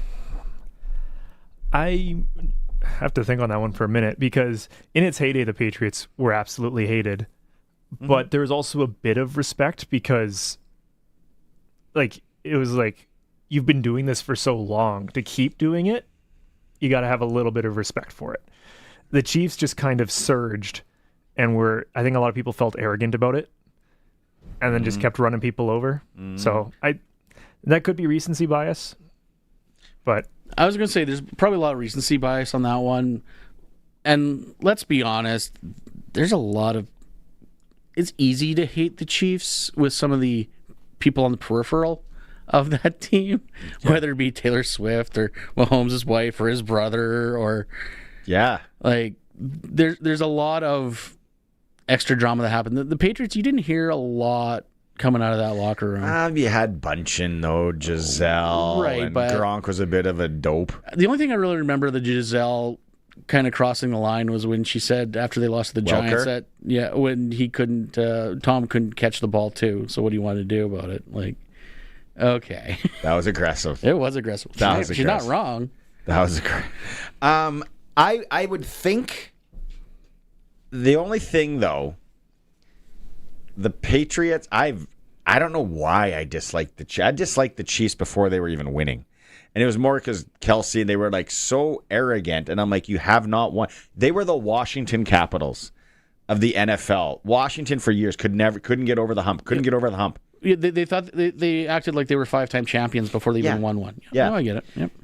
But Bill Belichick is such a surly, hateable guy. Oh, yeah. Whereas Andy Reid is more the lovable uncle, mustache, hug him, big guy. So I think that's the one thing where the Patriots had some of the players people hated, maybe the wife or whatever, but you really despise the head coach. Yep, I can see that. Whereas the Chiefs, you're kind of and then I always forget this is Spagnuolo. Yep. That guy is unbelievable at what he does on the defensive side of the ball. But then he's a lot like Josh McDaniels, which I think he's kind of resigned to the fact that I'm never going to try head coaching again because it hasn't worked for me. Well, that's it. Not everyone can be a head coach, and Josh McDaniel has proven that a couple times. Yeah, although it still baffles me that he beat the Patriots with Tim Tebow. And I'm like, what? And that was like Tom Brady. They had the boys. They had the dogs there too, and they beat him. But he is, I think, one of the probably reasons it's not getting talked about a lot on why the Patriots where they are this year. Oh, 100%. Like, he is so good, and working with May, whatever they got going on there, and they still have cap room to like. Well, and that's it. Like, yes, the Patriots went and spent some money this past offseason on especially on the defensive side of the ball. Vrabel's a hell of a coach. McDaniel's coming back is a huge thing. But like, a lot of this team is the team they had last year. It's definitely coaching. Like, Gerard Mayo was not. I don't know what they saw him as a head coach.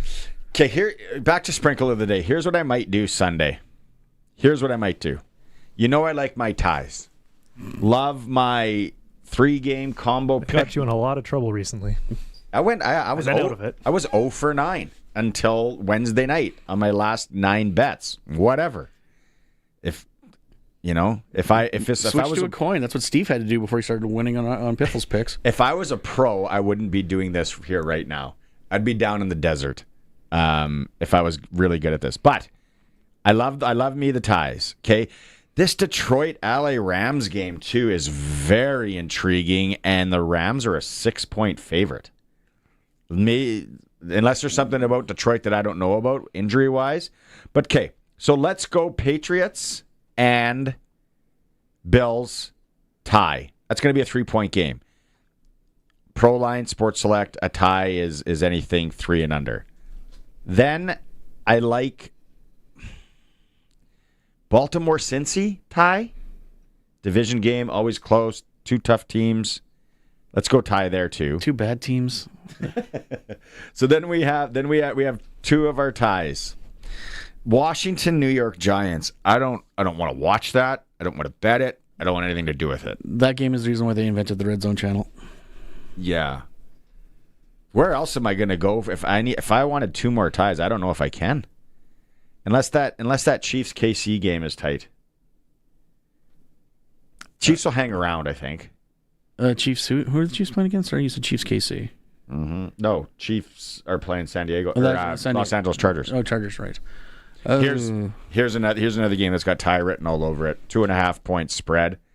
Packers Broncos in Denver, or does Denver just blow them out? I think Denver wins that one in a walk.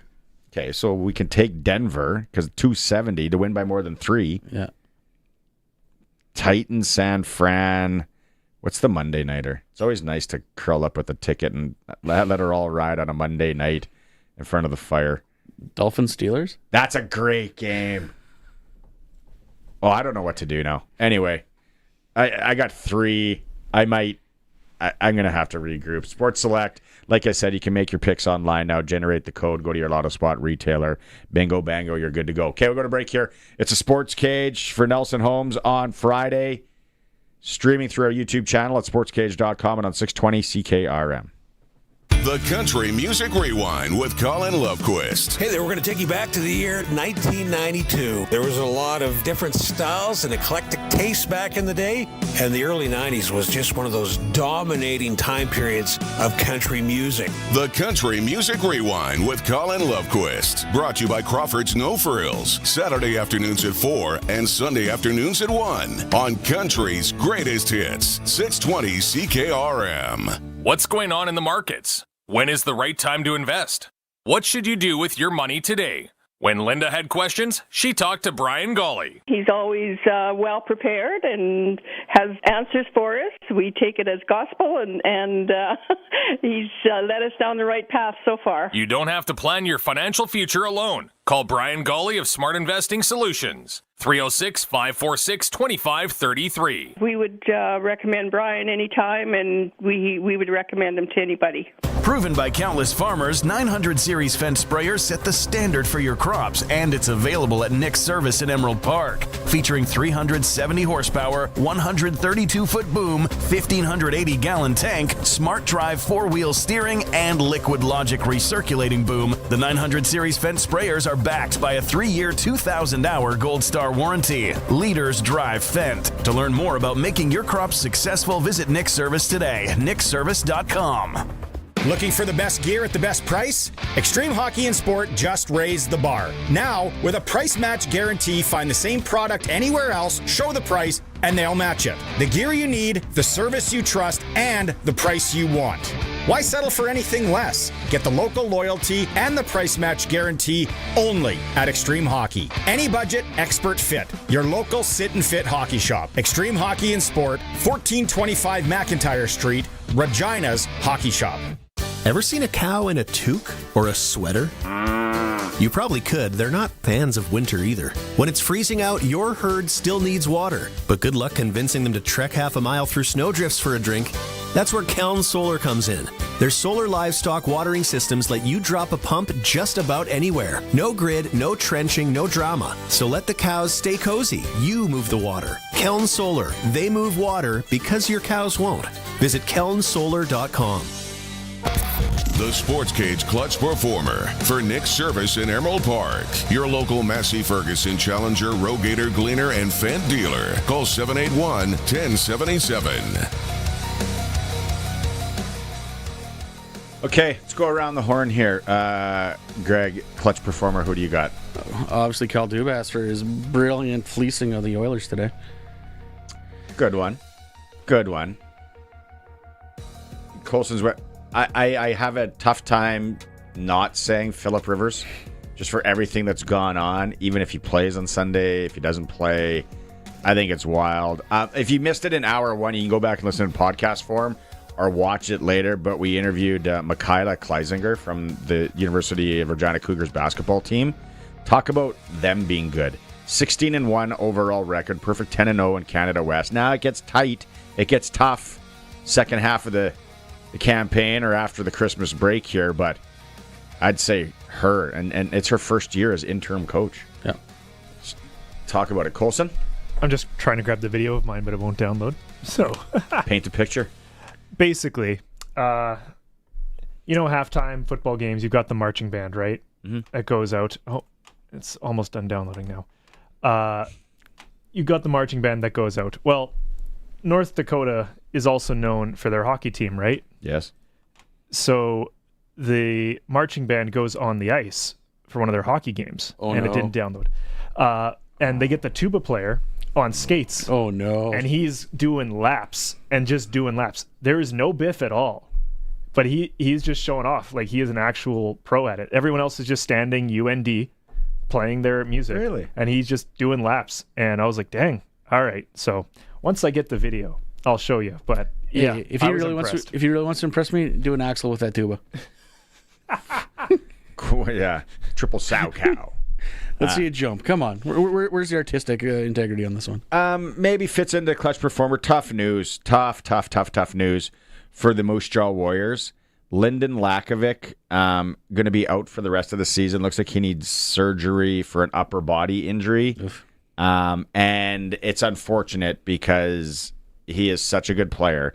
Now, there's rumors that Moose Jaw wasn't going to move him, but he was the trade bait to get to home, which is Kelowna, which is the Memorial Cup. This is just me thinking out loud how it would have went down, and Moose Jaw would have cleaned up. Oh, so tough news for Lyndon, and then obviously the Warriors as well. Shout out also Malachi Martin from the Regina Pats Canadians. Good story. Grinding, just big, tough guy, having a heck of a year for the Patsies this year. His first year with the Patsies. He's one of the older guys that they brought in. Called up by the Prince Albert Raiders. Nice. Playing for the Prince Albert Raiders, I think it is tonight in a cold, swift current.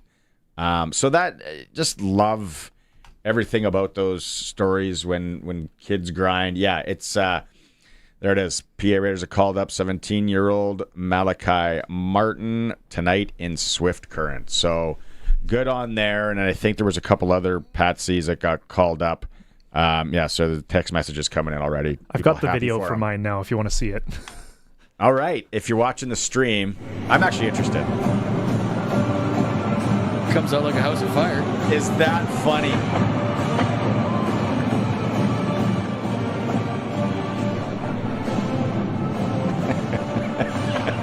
He is just booking it around the ice. A little short track speed skating action here. Like, what is going on here? With his tuba. Oh, that's classic. That's fantastic stuff. Clutch performers for Nick Service in Emerald Park. Your local Massey Ferguson Challenger, Rogator, Gleaner, and Fent dealer. We're going to break. We're coming back with some holiday spirits with our friends from Last Mountain Distillery. It's the Sports Cage on the home of local sports in Saskatchewan, 620 CKRM. It's home reno season, and with that Regina wind chill, you're better off renovating than relocating. Stay productive with a little help from Freeze Tallman. From drywall and molding to installation and interior doors, they've got everything you need to renovate your space. Freeze Tallman's delivery team can also deliver right to your home if you live in Regina, Fort Capel, or anywhere in southern Saskatchewan. Freeze Tallman's got you covered this reno season. Visit freezetallman.com or see them in Regina or Fort Capel. Freeze Tallman. Let's get you building. SaskToday.ca is your local news source, proudly serving communities all across Saskatchewan. Sask Today's team of local journalists are on the ground focusing on local topics that matter to you. From agriculture, local community news, sports, and more. Find it all at SaskToday.ca. Sign up for our daily news digest at SaskToday.ca. From Harvard Media, everywhere. If you have a garage door that's running a little rough, you should really have Busy Bee Doors, the garage door specialists, come out and repair it. Or it may need to be replaced altogether. Yeah, just call Busy Bee Doors, the local experts who have been in the business for many, many years, because they can fix or replace any commercial or garage door. Honey, calling Busy Bee. Good idea. Busy Bee Doors, the garage door specialists. Take a trip down memory lane. Weekdays at 1 o'clock with Colin Lovequist. Number 1Z1. A full hour of country's greatest hits and the stories behind them. We'll take a look back at musical milestones, celebrate some country music birthdays, and a whole lot more. It's all brought to you by McBids and North Home Windows in Foam Lake. Number 1Z1 with Colin Lovequist on the voice of Saskatchewan. 620 CKRM. If it's happening in sports in Saskatchewan, we've got it covered on Sportscage. Be part of the show. Call 936-6262 or toll free 1-866-767-0620. On your radio at 620 CKRM and online at sportscage.com. Okay, still more to get to. Trevor in Wawota just texted in. Good trade by the Oilers. Even if Skinner plays reasonably well this year, that's a good season and 2 Stanley Cup finals. As a UFA next year, that's $5 by $5 mil all day long. Do you really want to spend $25 mil on 5 more years of inconsistent goaltending? Okay. Making sense. Lions and Rams tie. Someone's calling out in Pierogieville, Yorkton. That's what he says. Lions and Rams tie. Like, you thinking 3-point, or do you thinking like you thinking an actual tie, like in the book in Vegas? Well, that's Pat. How about you? He listened to the show yesterday. Barney, how about you give out your mother's mushroom sauce recipe on the Sports Cage that you rave about? Sure would like it. That I could try, Pat. I think if my wife's listening, I think she has it or she knows. Maybe I'll do that next week. I'm going up there this week. I'll ask Mom. So can you just give it to me? How do you put in the what do you put in the mushroom sauce? Oh, I'm getting so hungry right now talking about it. Let's just stop talking about pierogies and mushroom sauce. It's a Sports Cage case. So we've been doing this, and we're doing it again next week as we lead up. We are local. We love everybody that supports local. Last Mountain Distillery out in Lumsden, Saskatchewan. One of the owners, founders, Meredith Schmidt, is with. Twister. Yeah, I know. Is with us here on the cage. There, see if you're watching the stream. So now, last week it was the old fashions. Braden got it easy. Braden and he knew I was an old fashioned guy, so he was scared. But he put that cherry in that cherry juice. Ended up having 3. Went to the Pats game with the boys. Was a little bit cross-eyed. I won the 50-50. Happy Friday to you. I think it all has to do with the It's all about the old fashioned. The old-fashioned. It's what you drink before the game. That's right, exactly. Okay, so what do we Before, make? after, during. That's my go-to. What are we All of it. making today? All of it.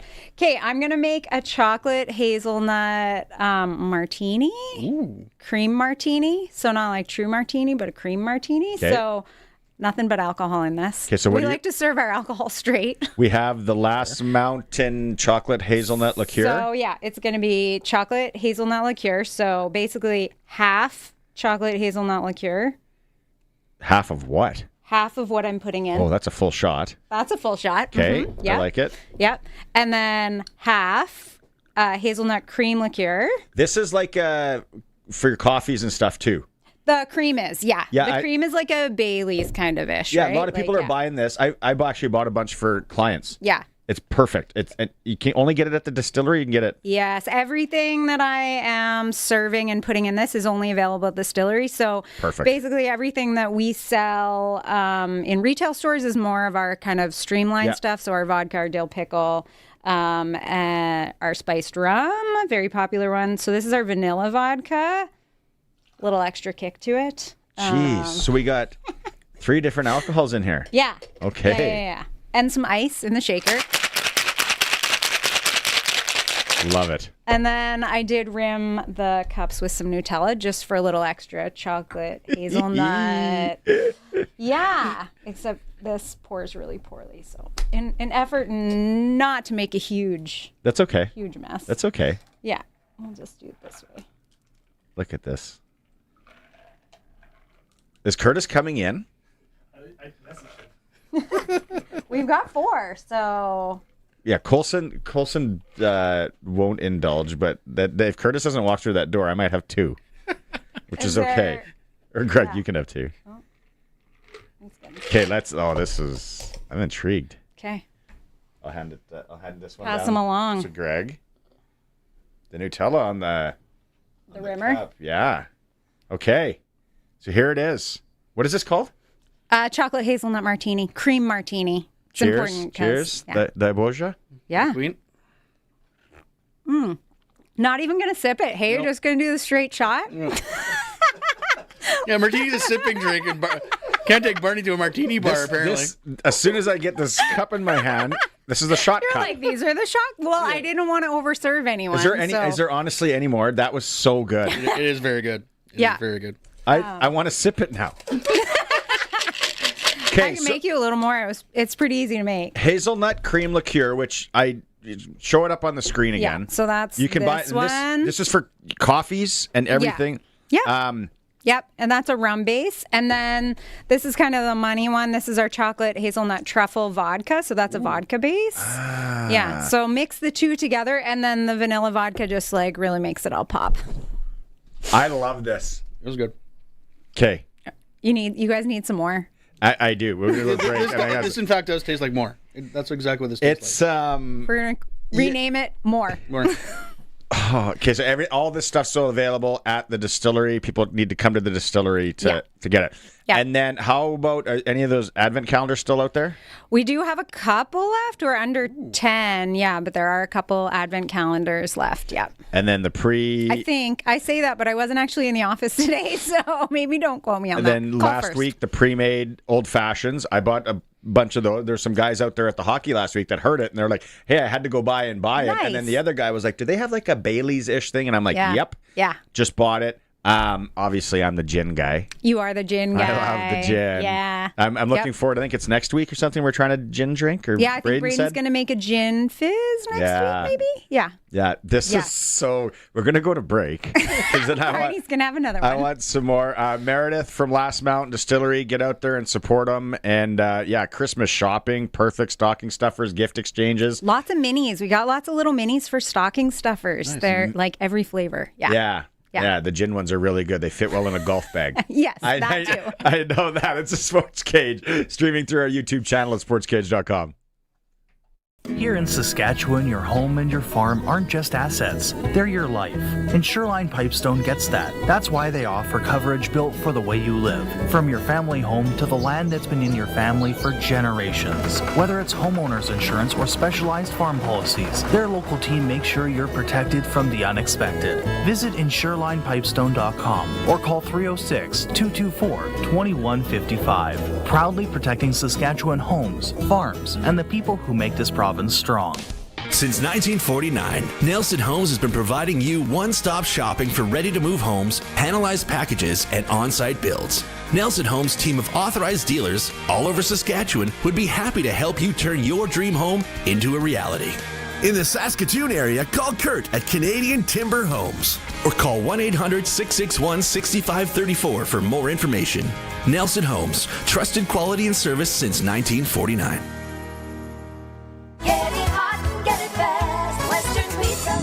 Holiday season is here, and let's be honest, who wants to cook? Skip the stress. Grab takeout from Western Pizza and keep everyone happy without lifting a finger. And here's a tip. Western Pizza gift cards make the perfect stocking stuffer or last-minute gift. Warm, cheesy, loaded with toppings. It's the gift everyone actually wants. Western Pizza. Dine in or take out today, before your stomach sends out a holiday memo. And get it hot and get it fast. Western Pizza.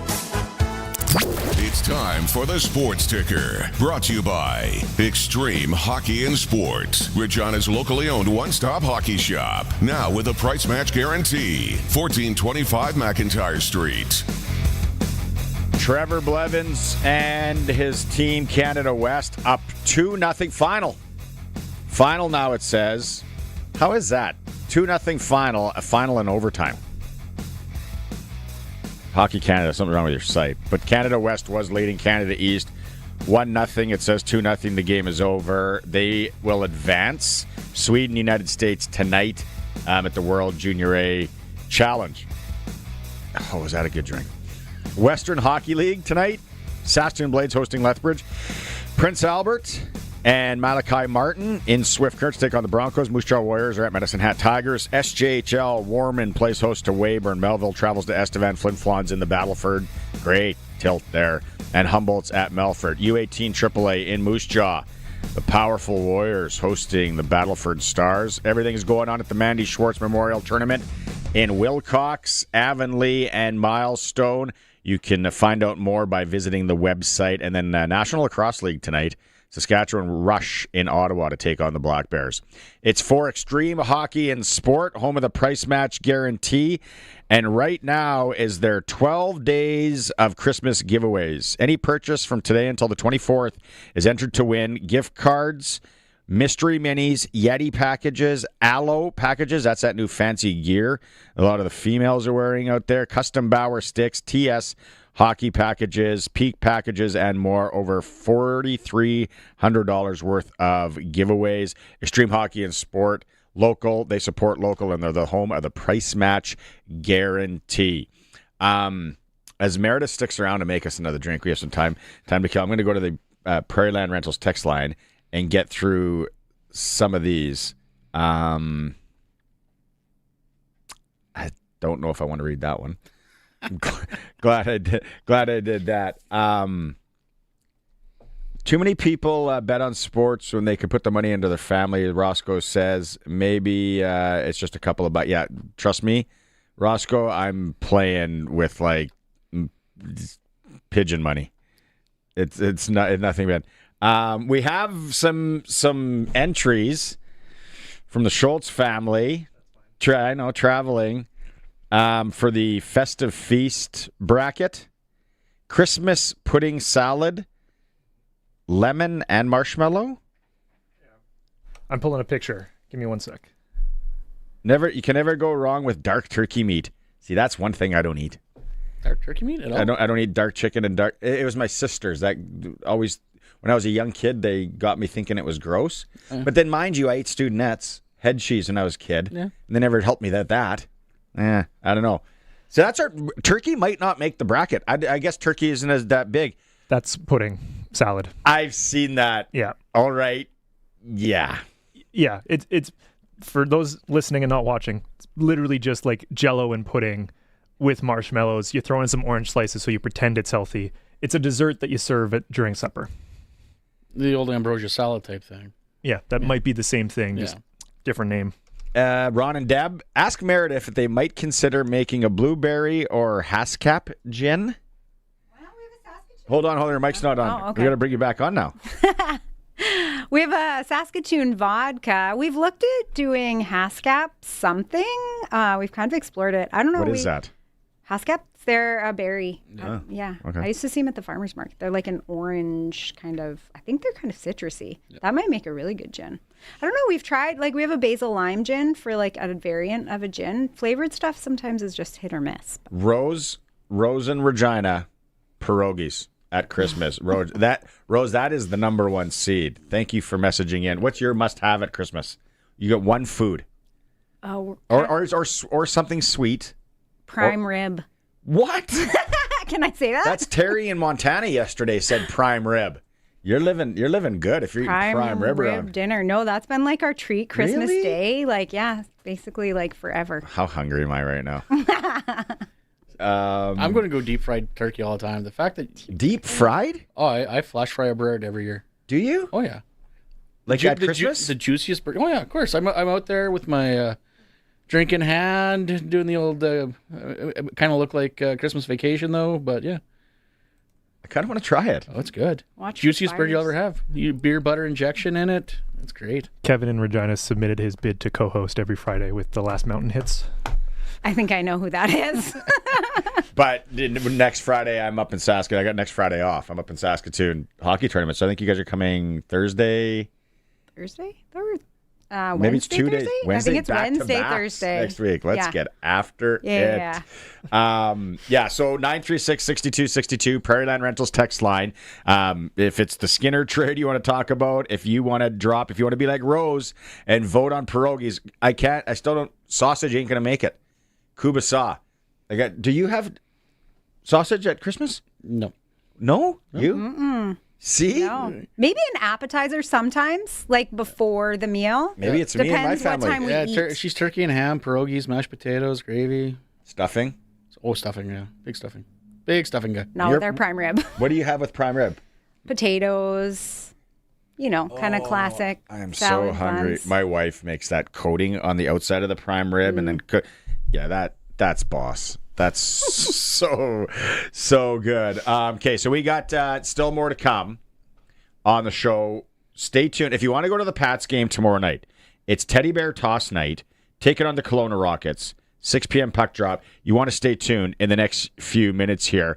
Coming up in hour 3, Eric Francis, our NHL insider. Yes, I had to pre-record it because he was flying to Los Angeles today for the Flames dad trip. So we get into that. He tells a really good story on one of the parent trips from a few years ago.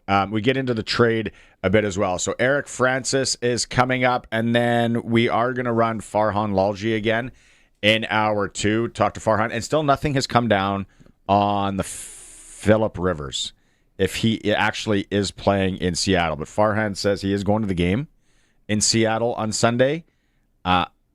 I can't wait to watch it. I don't know. It's not the same time as the Patriots game. They play Seattle will be the late game. Yeah, it should be. Patriots Bills. Let's go. And thanks to whoever texted in to help me with my bets. I don't know. Lions and Rams a tie. That might be a 3-point game. Could be. But I don't know why they have a 6-point. Sports Select. And it's something we don't know about the Lions. Maybe. So still more to come. Hour 3. It's for Nelson Homes on Friday. They are RTMs and home packages for 65 years. Stay tuned. We're streaming through our YouTube channel at sportscage.com. Before we go to that, let's throw it over to our man Dante talking about Teddy Bear Toss Night. Dante DeCaria, voice of the Regina Pats, is with us here on the Sports Cage. Dante, tomorrow, December 13th, Teddy Bear Toss Night. Teddy Bear Mayhem. Yeah. I think that's what it's going to be at the Brandt Center, Barney. Really looking forward to this game. This is the 29th annual Teddy Bear Toss game. It's always a really fun night, and it's always a fun night because, it's so cool to see who's going to score that Teddy Bear Toss goal. Last year it was Jay Seglin just over 2 minutes into the hockey game against Moose Jaw. This year we'll have to see who it is against the Kelowna Rockets.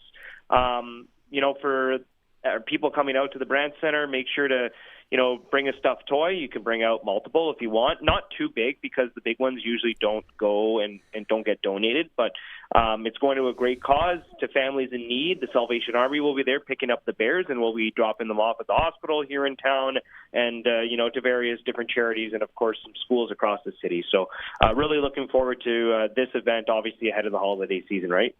Absolutely. And it's a 6 p.m. puck drop tomorrow against the Kelowna Rockets. Kelowna Rockets, a team that only comes here every 2 years. What do we know? One of their shooters obviously is off with the World Junior team, but what do we know about the Rockets coming in? Yeah, I think they actually have two players at the World Juniors. Oh, yeah. Thomas Politan is currently getting ready to play with Czechia for the World Juniors. Not too sure if he'll be in the lineup tomorrow. We obviously know that TJ Ginla will not be in the lineup, as Al Miller has scooped him up with Team Canada as they look to finally get back at the top and win a gold medal after maybe some, I guess not very good two last couple of showcases at the World Juniors. So still a very good team. They're in the middle of the Western Conference standings at the time that we're doing this interview. They're currently in sixth. They've got 32 points this season. They're playing the third game of a Eastern Division road trip. They're hosting the Memorial Cup for a reason. They're still a good team. The Western Conference, I would say, is much stronger than the Eastern Conference. So I think on and off the ice, it's going to be a great show. All right. And for the Pats, the youngsters in the lineup, Pugh and Schultz tomorrow night? Yes, they are. Maddox Schultz, maybe he scores that teddy bear toss goal. He hasn't scored a WHL goal just yet, and wouldn't that be cool? Get your first Western Hockey League goal and have all the Bears come flying onto the ice. And Liam Pugh in the lineup as well. He's been playing some really good hockey with the Pats. I think he has 4 points in his last 4 games. So you can really start to see him take his stride recently. The team has been banged up without Caden Brown and Keith Fawcett in the lineup coming off a big 4-0 shutout win. So, we'll see if the youngsters can, help bring this team to victory. Now, I don't want to put all the pressure on those two, Barney. We obviously understand that they're just 15 years old, but I think they're just going to continue to grow and get better over the course of the season. I love the storyline. Maddox gets his first one, and it's teddy bear toss night. I love it. I love it. All right, Dante, thanks so much. People get out to the rink tomorrow. Have a great call. Thanks so much, man. Appreciate it. Okay, so take note. It's cold tomorrow. Nothing else to do. Go watch the Pats. 6 p.m. puck drop Saturday. Teddy bear toss night. It's always fun. Oh, I love the storyline. Maddox Schultz scores his first WHL goal. The Bears rain down. I can see it. Pat, and every 2 points, so important for the Regina Pats as they're battling right now. Go to the Regina Pats website as well. You can get the Festive family pack, minimum 4 or max 8 tickets and a scarf, just $17.75 each. They got some good deals right now, so you can go to the website for that. Tickets available. 6 p.m. puck drop tomorrow. How about we give away 2 tickets right now to the game tomorrow night against Kelowna? Colson standing by, 936-6262. Caller number 3 will get him. Caller number 3, 936-6262. 2 tickets to the Pats game. It is the Sports Cage. We're in the home of the Regina Pats, 620 CKRM. We are the voice of Saskatchewan. 620 CKRM Regina, a Harvard media station. CKRM.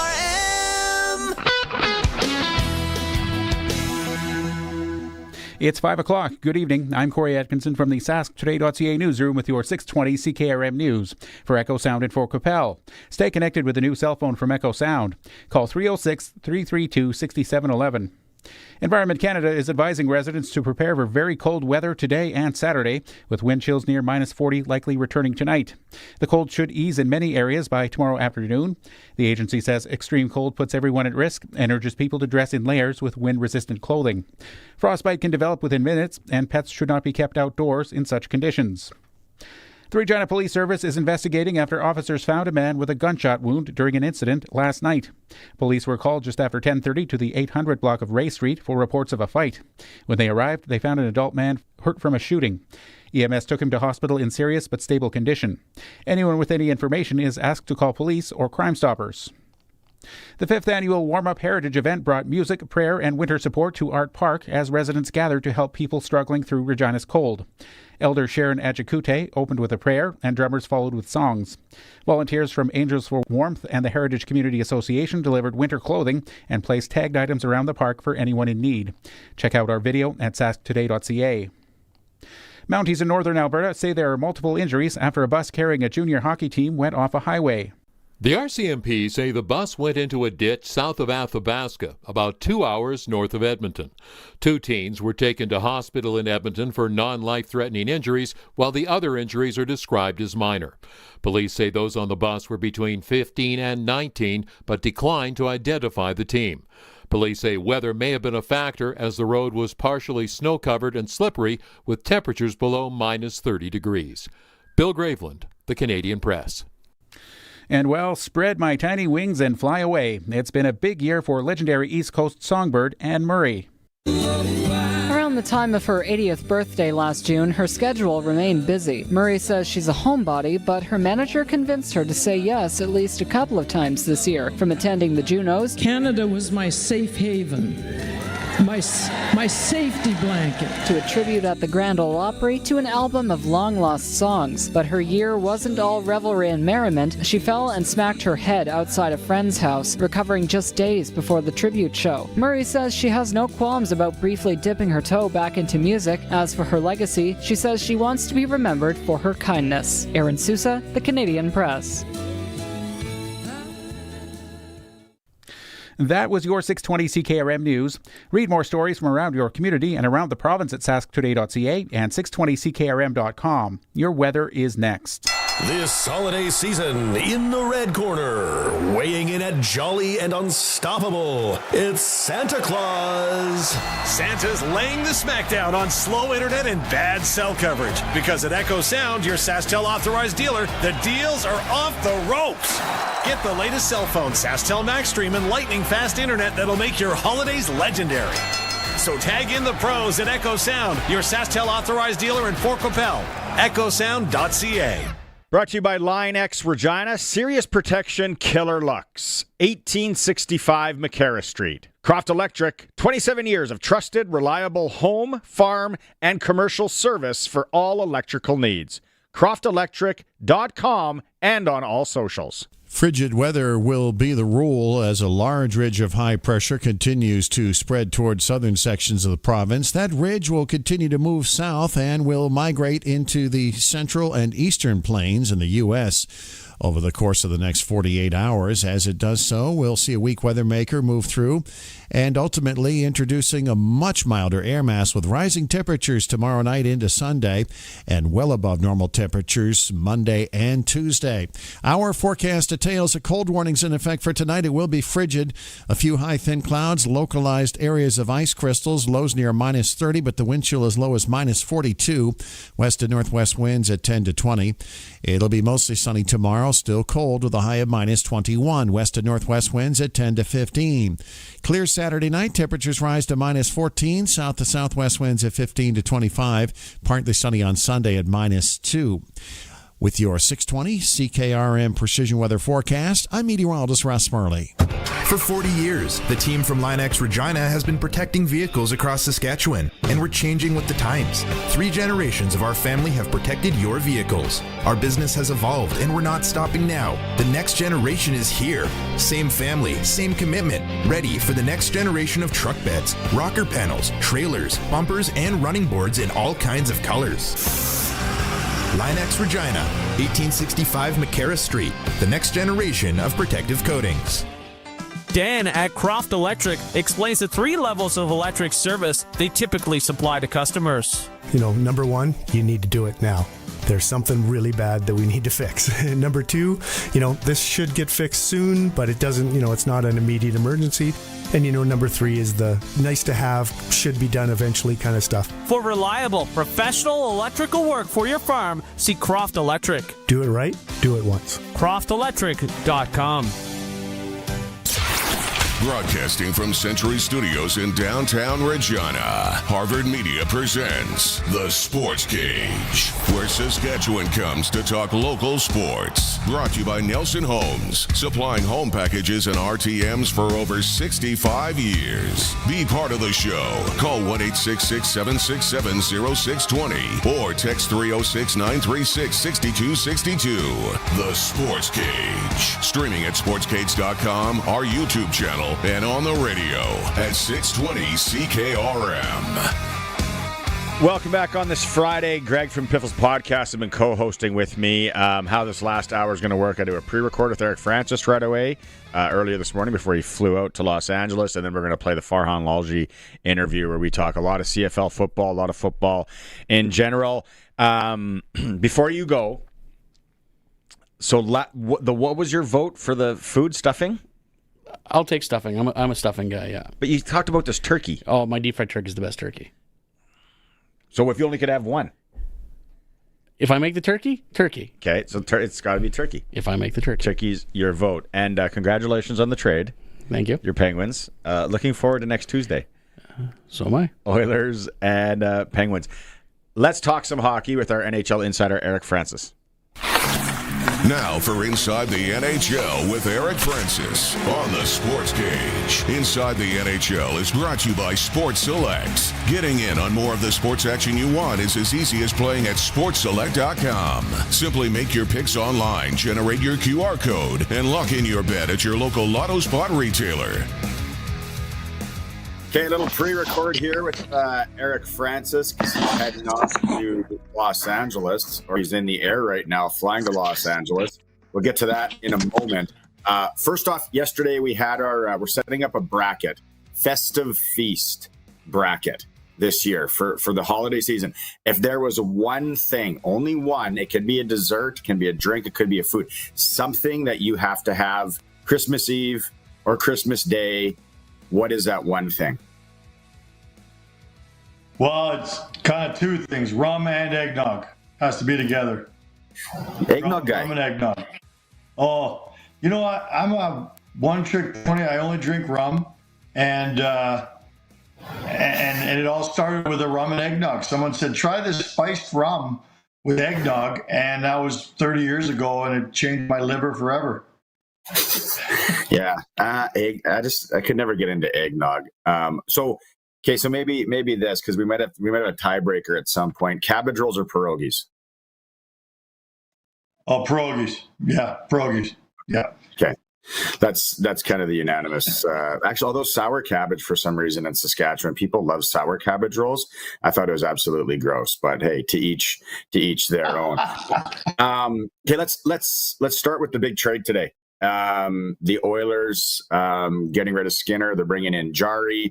Hulak's gone. Just your thoughts when you heard it, and your thoughts and what are you hearing about out there? Yeah, you know, I think my first thought is relief. You know, like it just puts an end to a 2 or 3 year chapter here where everyone in the city was on Stuart Skinner. Like, I feel almost happy for him to get out of that cesspool.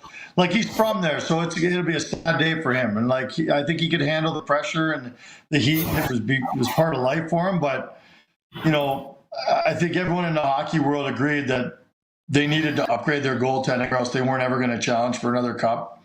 And the jury's out on whether Tristan Jarry is the guy that actually is an upgrade. But it does put an end to the constant criticism that Stan Bowman and the Oilers were fielding after every single loss that Stuart Skinner was involved in. Whether it was his fault or not, he took the blame, he took the heat every time. So it changes the narrative around the team, gives them a fresh new approach to the goaltending problem that they've had forever. And,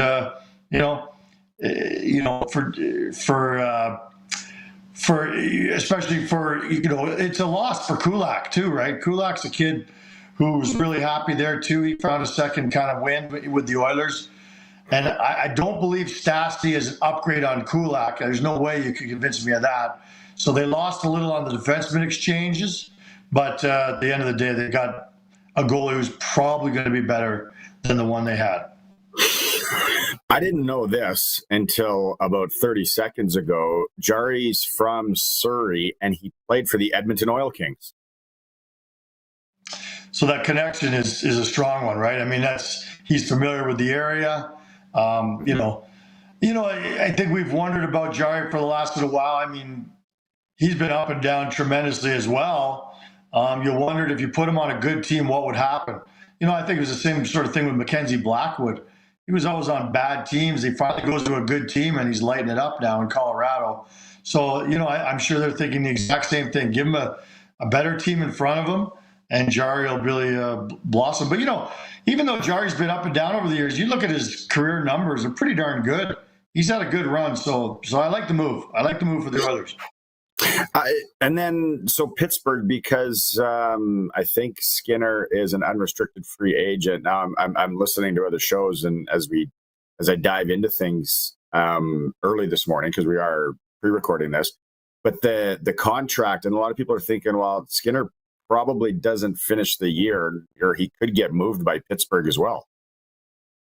Absolutely. I mean, I'm not sure Pittsburgh sees him as their guy if they're going to remain in this race. I mean, I'm sure they're willing to try it and see how he fits in. But if it doesn't, then yeah, they could flip him at the deadline for sure. So, two teams with two radically different looks at their chances and their hopes and their futures.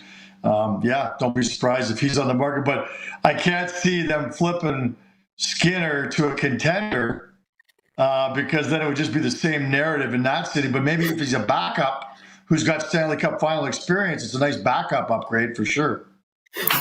Okay, where could you maybe see him landing? Oh, God. I'm just digesting the trade right now. Injuries can happen too, right? There are a lot of the contenders are already content with the goaltending tandem they have. But if somebody were to get hurt, that's where I think you'd see a Stuart Skinner probably be coming into play as a team that needs a second goalie and a guy who's got some experience, because a lot of backups don't have that sort of experience that he has. And like you said, right? Like, he seems like a really good guy. I talked about it in the playoffs. We talked last year in the playoffs. Like, he's the first guy almost to take the bullets and to go, where's the microphones? I'll do the interview. He seems like such a good, so you kind of, the humanity in us or in a hockey fan, you hope that he ends up somewhere where it's a fresh start, but he's also going to have fun. Yeah. Well, I just feel like the burden he's been carrying there in Edmonton, it's, a lot of guys will tell you playing in your hometown is I think people grow up and think, man, it'd be a dream to play for my hometown team. But most guys you talk to who end up playing for their hometown teams, it doesn't happen very often, but when they do, at the end of their career, they'll openly admit, man, that was too much pressure. That was too much heat. I couldn't get away from it anywhere I went, and I needed to go somewhere else. So anyway, I think it is best for him. Is there maybe another trade coming up for the Oilers? I don't know the contracts inside and out, but is there somebody else that they can maybe move? Maybe somebody on the back end? Could be. I mean, I still think defensively is where they can shore themselves up a little, but they're so tight up against the cap. Anything they're going to do is going to require quite the mathematical gymnastics. And not to say they can't figure it out. I mean, Stan Bowman's a pretty smart guy, and he's got great people around him. So, no, I think they're content right now to just see how this goes for the next little while. Look, don't forget the Oilers are back on track right now. Right? I think they're 3-1 of late, and they're starting to get a lot of goals, and their lines are more stable, and we're starting to see exactly what we knew we were going to see from the Oilers after their rocky start. What can you tell us about, because this year's a little bit different, the trade freezes because of the Olympics and how trades might happen this year different than other years? Yeah, there are a couple theories out there. There's a trade freeze during the Olympics. There's also a trade freeze, obviously, over Christmas. And so in between there, you've got a big gap of January where you can make trades. And there's a lot of debate on whether or not teams should or will be proactive and make a trade before the Olympics. There's also the fear that, a lot of the big names that are being talked about being traded, a lot of these guys are going to be playing in the Olympics. So some people are like, well, don't trade them before the Olympics. Don't trade for someone who's playing in the Olympics because they could get hurt at the Olympics. I'm not sure that would be something I'd even think about, general manager. If you can make the trade for the guy you're looking for, you take your chances he's not going to get hurt at the Olympics. But that's a mindset that's out there. So, I do think there will be some trade activity before the Olympics because people want to beat that freeze and get guys acclimated to their new cities. Because when we come back after the Olympics, the trade deadline is what, I think March 9th this year. And March 6th, March 6th, March 9th, March 6th, it says. 6th or 9th, it's that Friday. It's like 2 weeks after we come back from the Olympic break. So the window is small after the Olympic break. It's not to say they can't work on things during the Olympics, but they just can't make any announcements. We were texting the other night. It was funny. You took the under, I took the over. Flames almost come back from down 4-0. That was pretty exciting. Go through that game. What you saw. What were the positives for the Flames? Obviously, you don't want to get into a hole at 4-0. But I was thinking the role that they're on, and they come back here from down 4-0 in the third period. Like, talk about resiliency and momentum in that. And here comes the mushy middle again. Yeah. Oh, they're on that path once again to the mushy middle. That's for sure. You can just feel it in the air. But, in speaking of feeling it in the air, like, look, nobody thought they could come back from down 4-0. I mean, it was amazing to me. All the players after the game felt like they had a great game. They felt really good about their game. And so when they did get that first goal and another one quickly thereafter, they all to a man were saying they all believed they were going to come back. And that goes back to like last year and the year before. This team was known for being the comeback kids. They were never out of a game. You could never kind of step on their throat and finish them off. And that's why this city fell in love with them, because they just never gave up. And it was a very reminiscent feeling in the building that, like, oh my God, maybe this is the turning point and they're going to start doing what they did last year. Anyway, at the end of the game, they didn't do it, so none of it matters. But they did feel good about their game. They were 3-1 on this homestand. I think they're on a 7-4-1 run right now, and climbing back into this thing. At one point this week, they're only 3 points out of a playoff spot. But, now they're on the dad's trip in LA starting today, and that's an exciting time for them for sure. Tell us about the dad trip, because you're, like I said, we're pre-recording. You're probably in LA as we run this. Tell us about the dad trip, like what's planned this year, and then I want you to, like, if there's any stories from other ones that maybe you've been around. Well, it's my favorite. Like, it's my favorite because as a storyteller, man, there are so many great stories from the dads or the moms. And one of my favorite stories ever to come out of one of these trips was we were in Vegas one year, and they invited the moms for the very first time. And you talk about a crap show. I mean, these ladies were lighting it up in Vegas. And I'll never forget talking the next morning. Johnny Gaudreau couldn't find his mom. He was because of curfew, him and Monahan and all the guys were in their room. And he's calling Monahan and asking Monahan to call his mom to see if she can tell Johnny that his mom's okay and where she is and what time she's coming home and all this sort of stuff. The shoe was on the other foot for once in their lives. It's usually the moms wondering where their little boys are late in the middle of the night. This was the other way around. The moms were having a blast, and the next morning you could definitely tell that they had skipped curfew. That's for sure. That's awesome. What do they have planned for this one? Do you know? Are they doing anything special? Because it's LA and San Jose, right? Yeah. Tonight in LA, they're all going for a big dinner at a fancy restaurant, and then Saturday, of course, is the game at crypto.com, and then Sunday they're off, and they're going to go up to San Francisco, watch the 49ers game all as a group. So that's a nice little outing. I'm going to stay in LA and watch the Rams game. They play the Lions. So if you got any inside tips where I can sprinkle a few bucks on my sports select, please let me know. Because that's a good game. That's a good game. It's a great game. It's funny. I was in Minnesota last weekend watching the Vikings game. Took my little guy to his first game, and it's his favorite team, unfortunately. And tickets, I was interested to see if you wait till the last minute, like what can you get good deals? Well, you can in Minnesota. I'm not sure on this game because this is a big game. Two great teams, LA, lots of money there.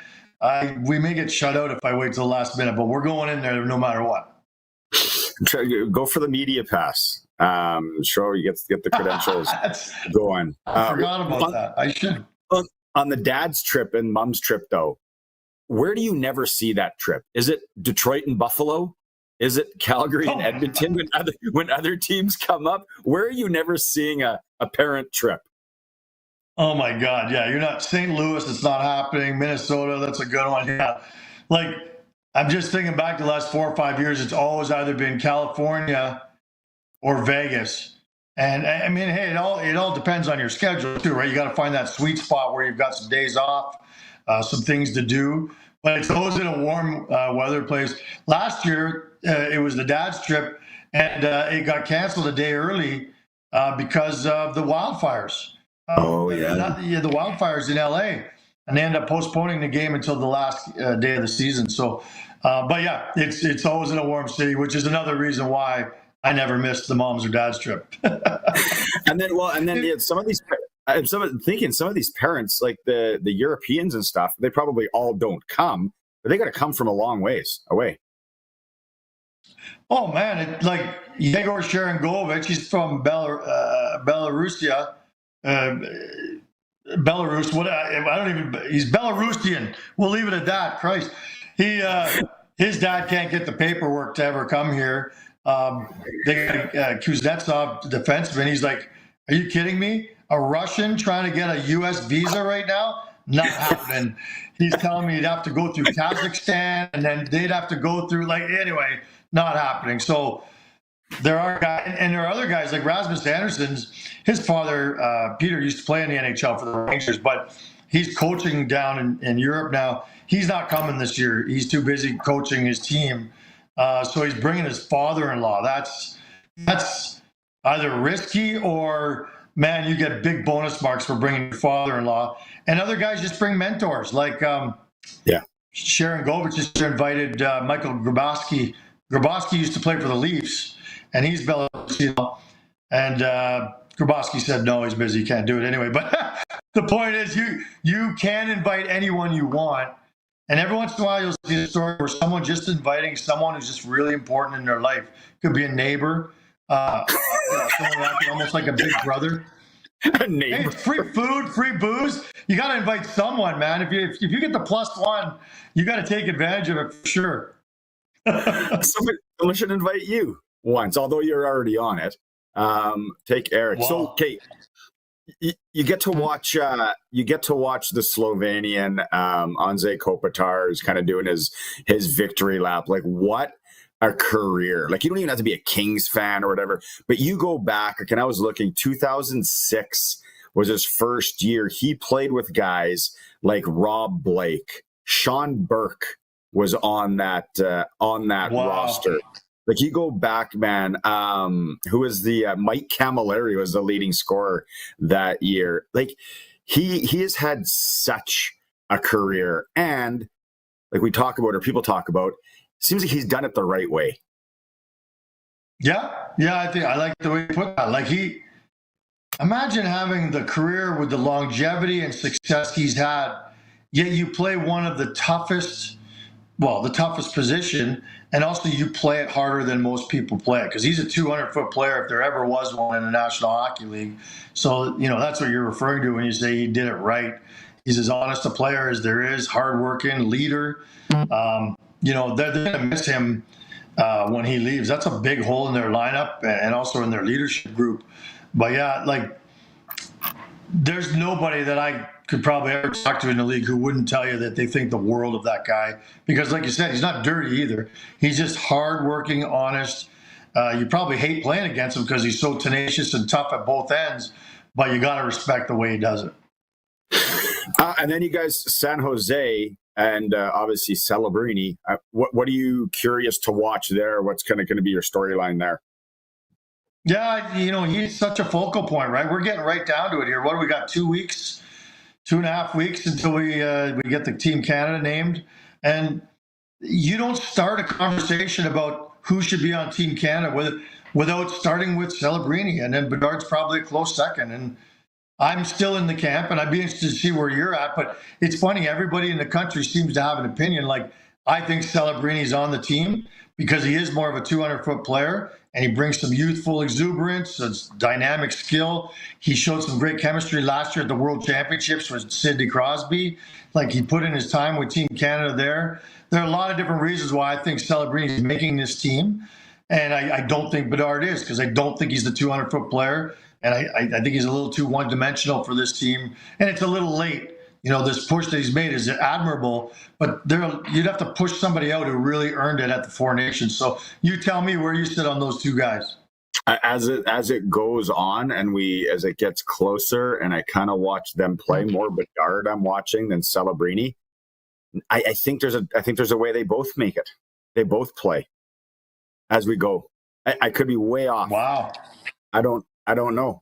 Like Bedard is playing so good. I got to watch Celebrini more. Maybe I'll watch him when the Flames are there and get a really good gauge. But yeah, it's getting down to it. We're going to have lots to talk about over the next little bit. That's going to be great. Eric Francis is joining us for Sports Select like usual. Okay, I just pulled up the game on Sports Select here that you're going to. Detroit at the LA Rams. Now, the Rams screwed me out of my survivor pool 2 weeks ago when they lost in Charlotte. Like, I don't know how that happened, but I'm actually surprised here. The point spread for Sports Select is Detroit's a 6-point underdog. Like, they really like the Rams at home here, and the over under is 55.5. So I don't know. Are you leaning one way? Are you thinking anything, or you don't really know? You're going in cold. Well, I'm going in relatively cold, but I will say that, a team as good as Detroit, I have a hard time not sprinkling a few bucks on them keeping it close, at the very least, if not winning the game. So it's, I like to go against the grain and take points all the time. That's the kind of the way I always go and lose my money. Everybody has their own approach, but that's how I do it.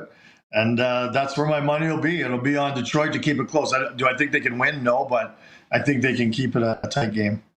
And what are you going to do in Los Angeles? Like, what do you do in Los Angeles? Do you go down to the beach? Do you go roller skating like when Kramer went there and he moved to LA?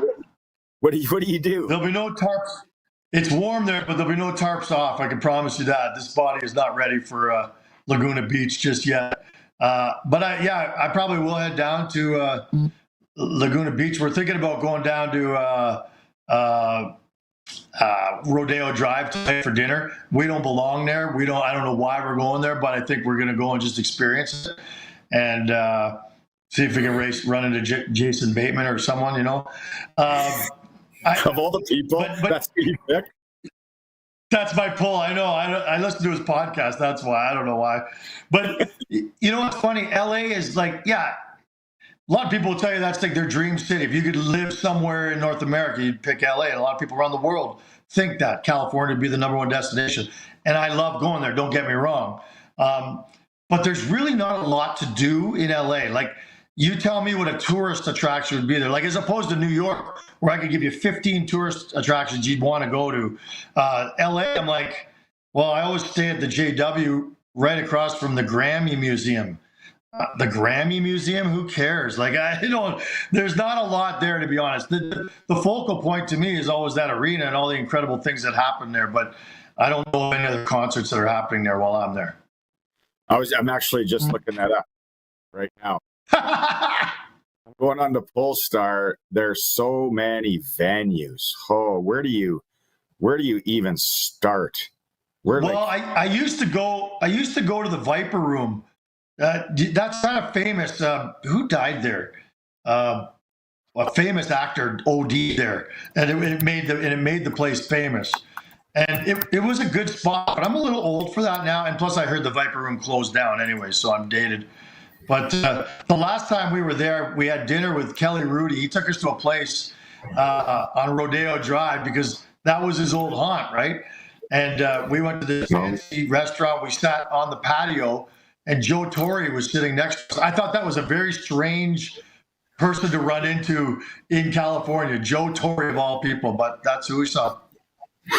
Yeah, I'm not finding a lot of really good concerts that.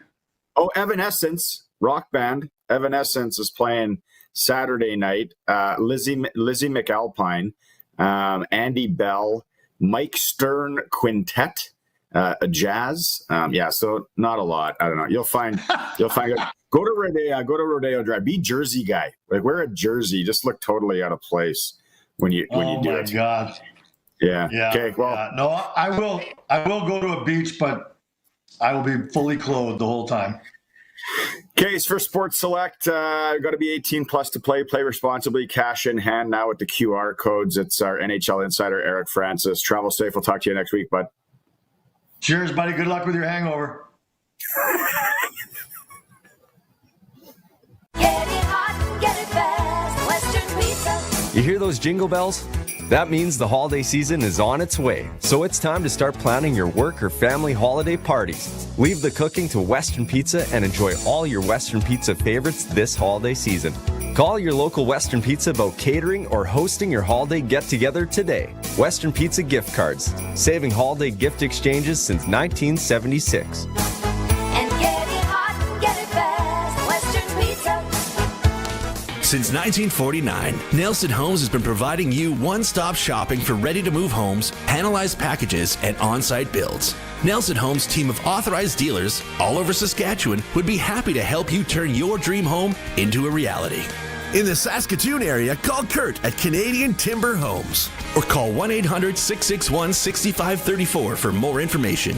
Nelson Homes, trusted quality and service since 1949.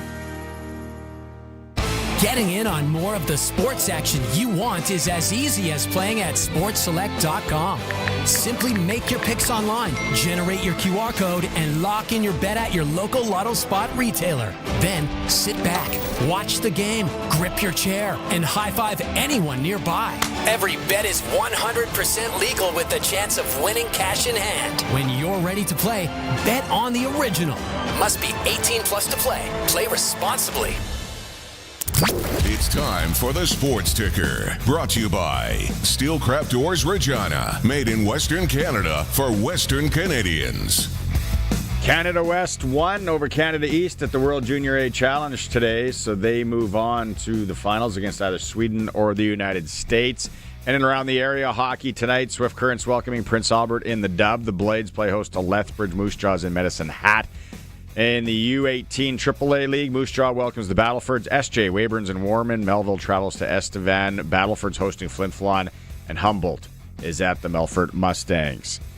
Tickers for Steelcraft Doors Regina, made in Western Canada for Western Canada. If you need a garage door, Steelcraft Doors in Regina.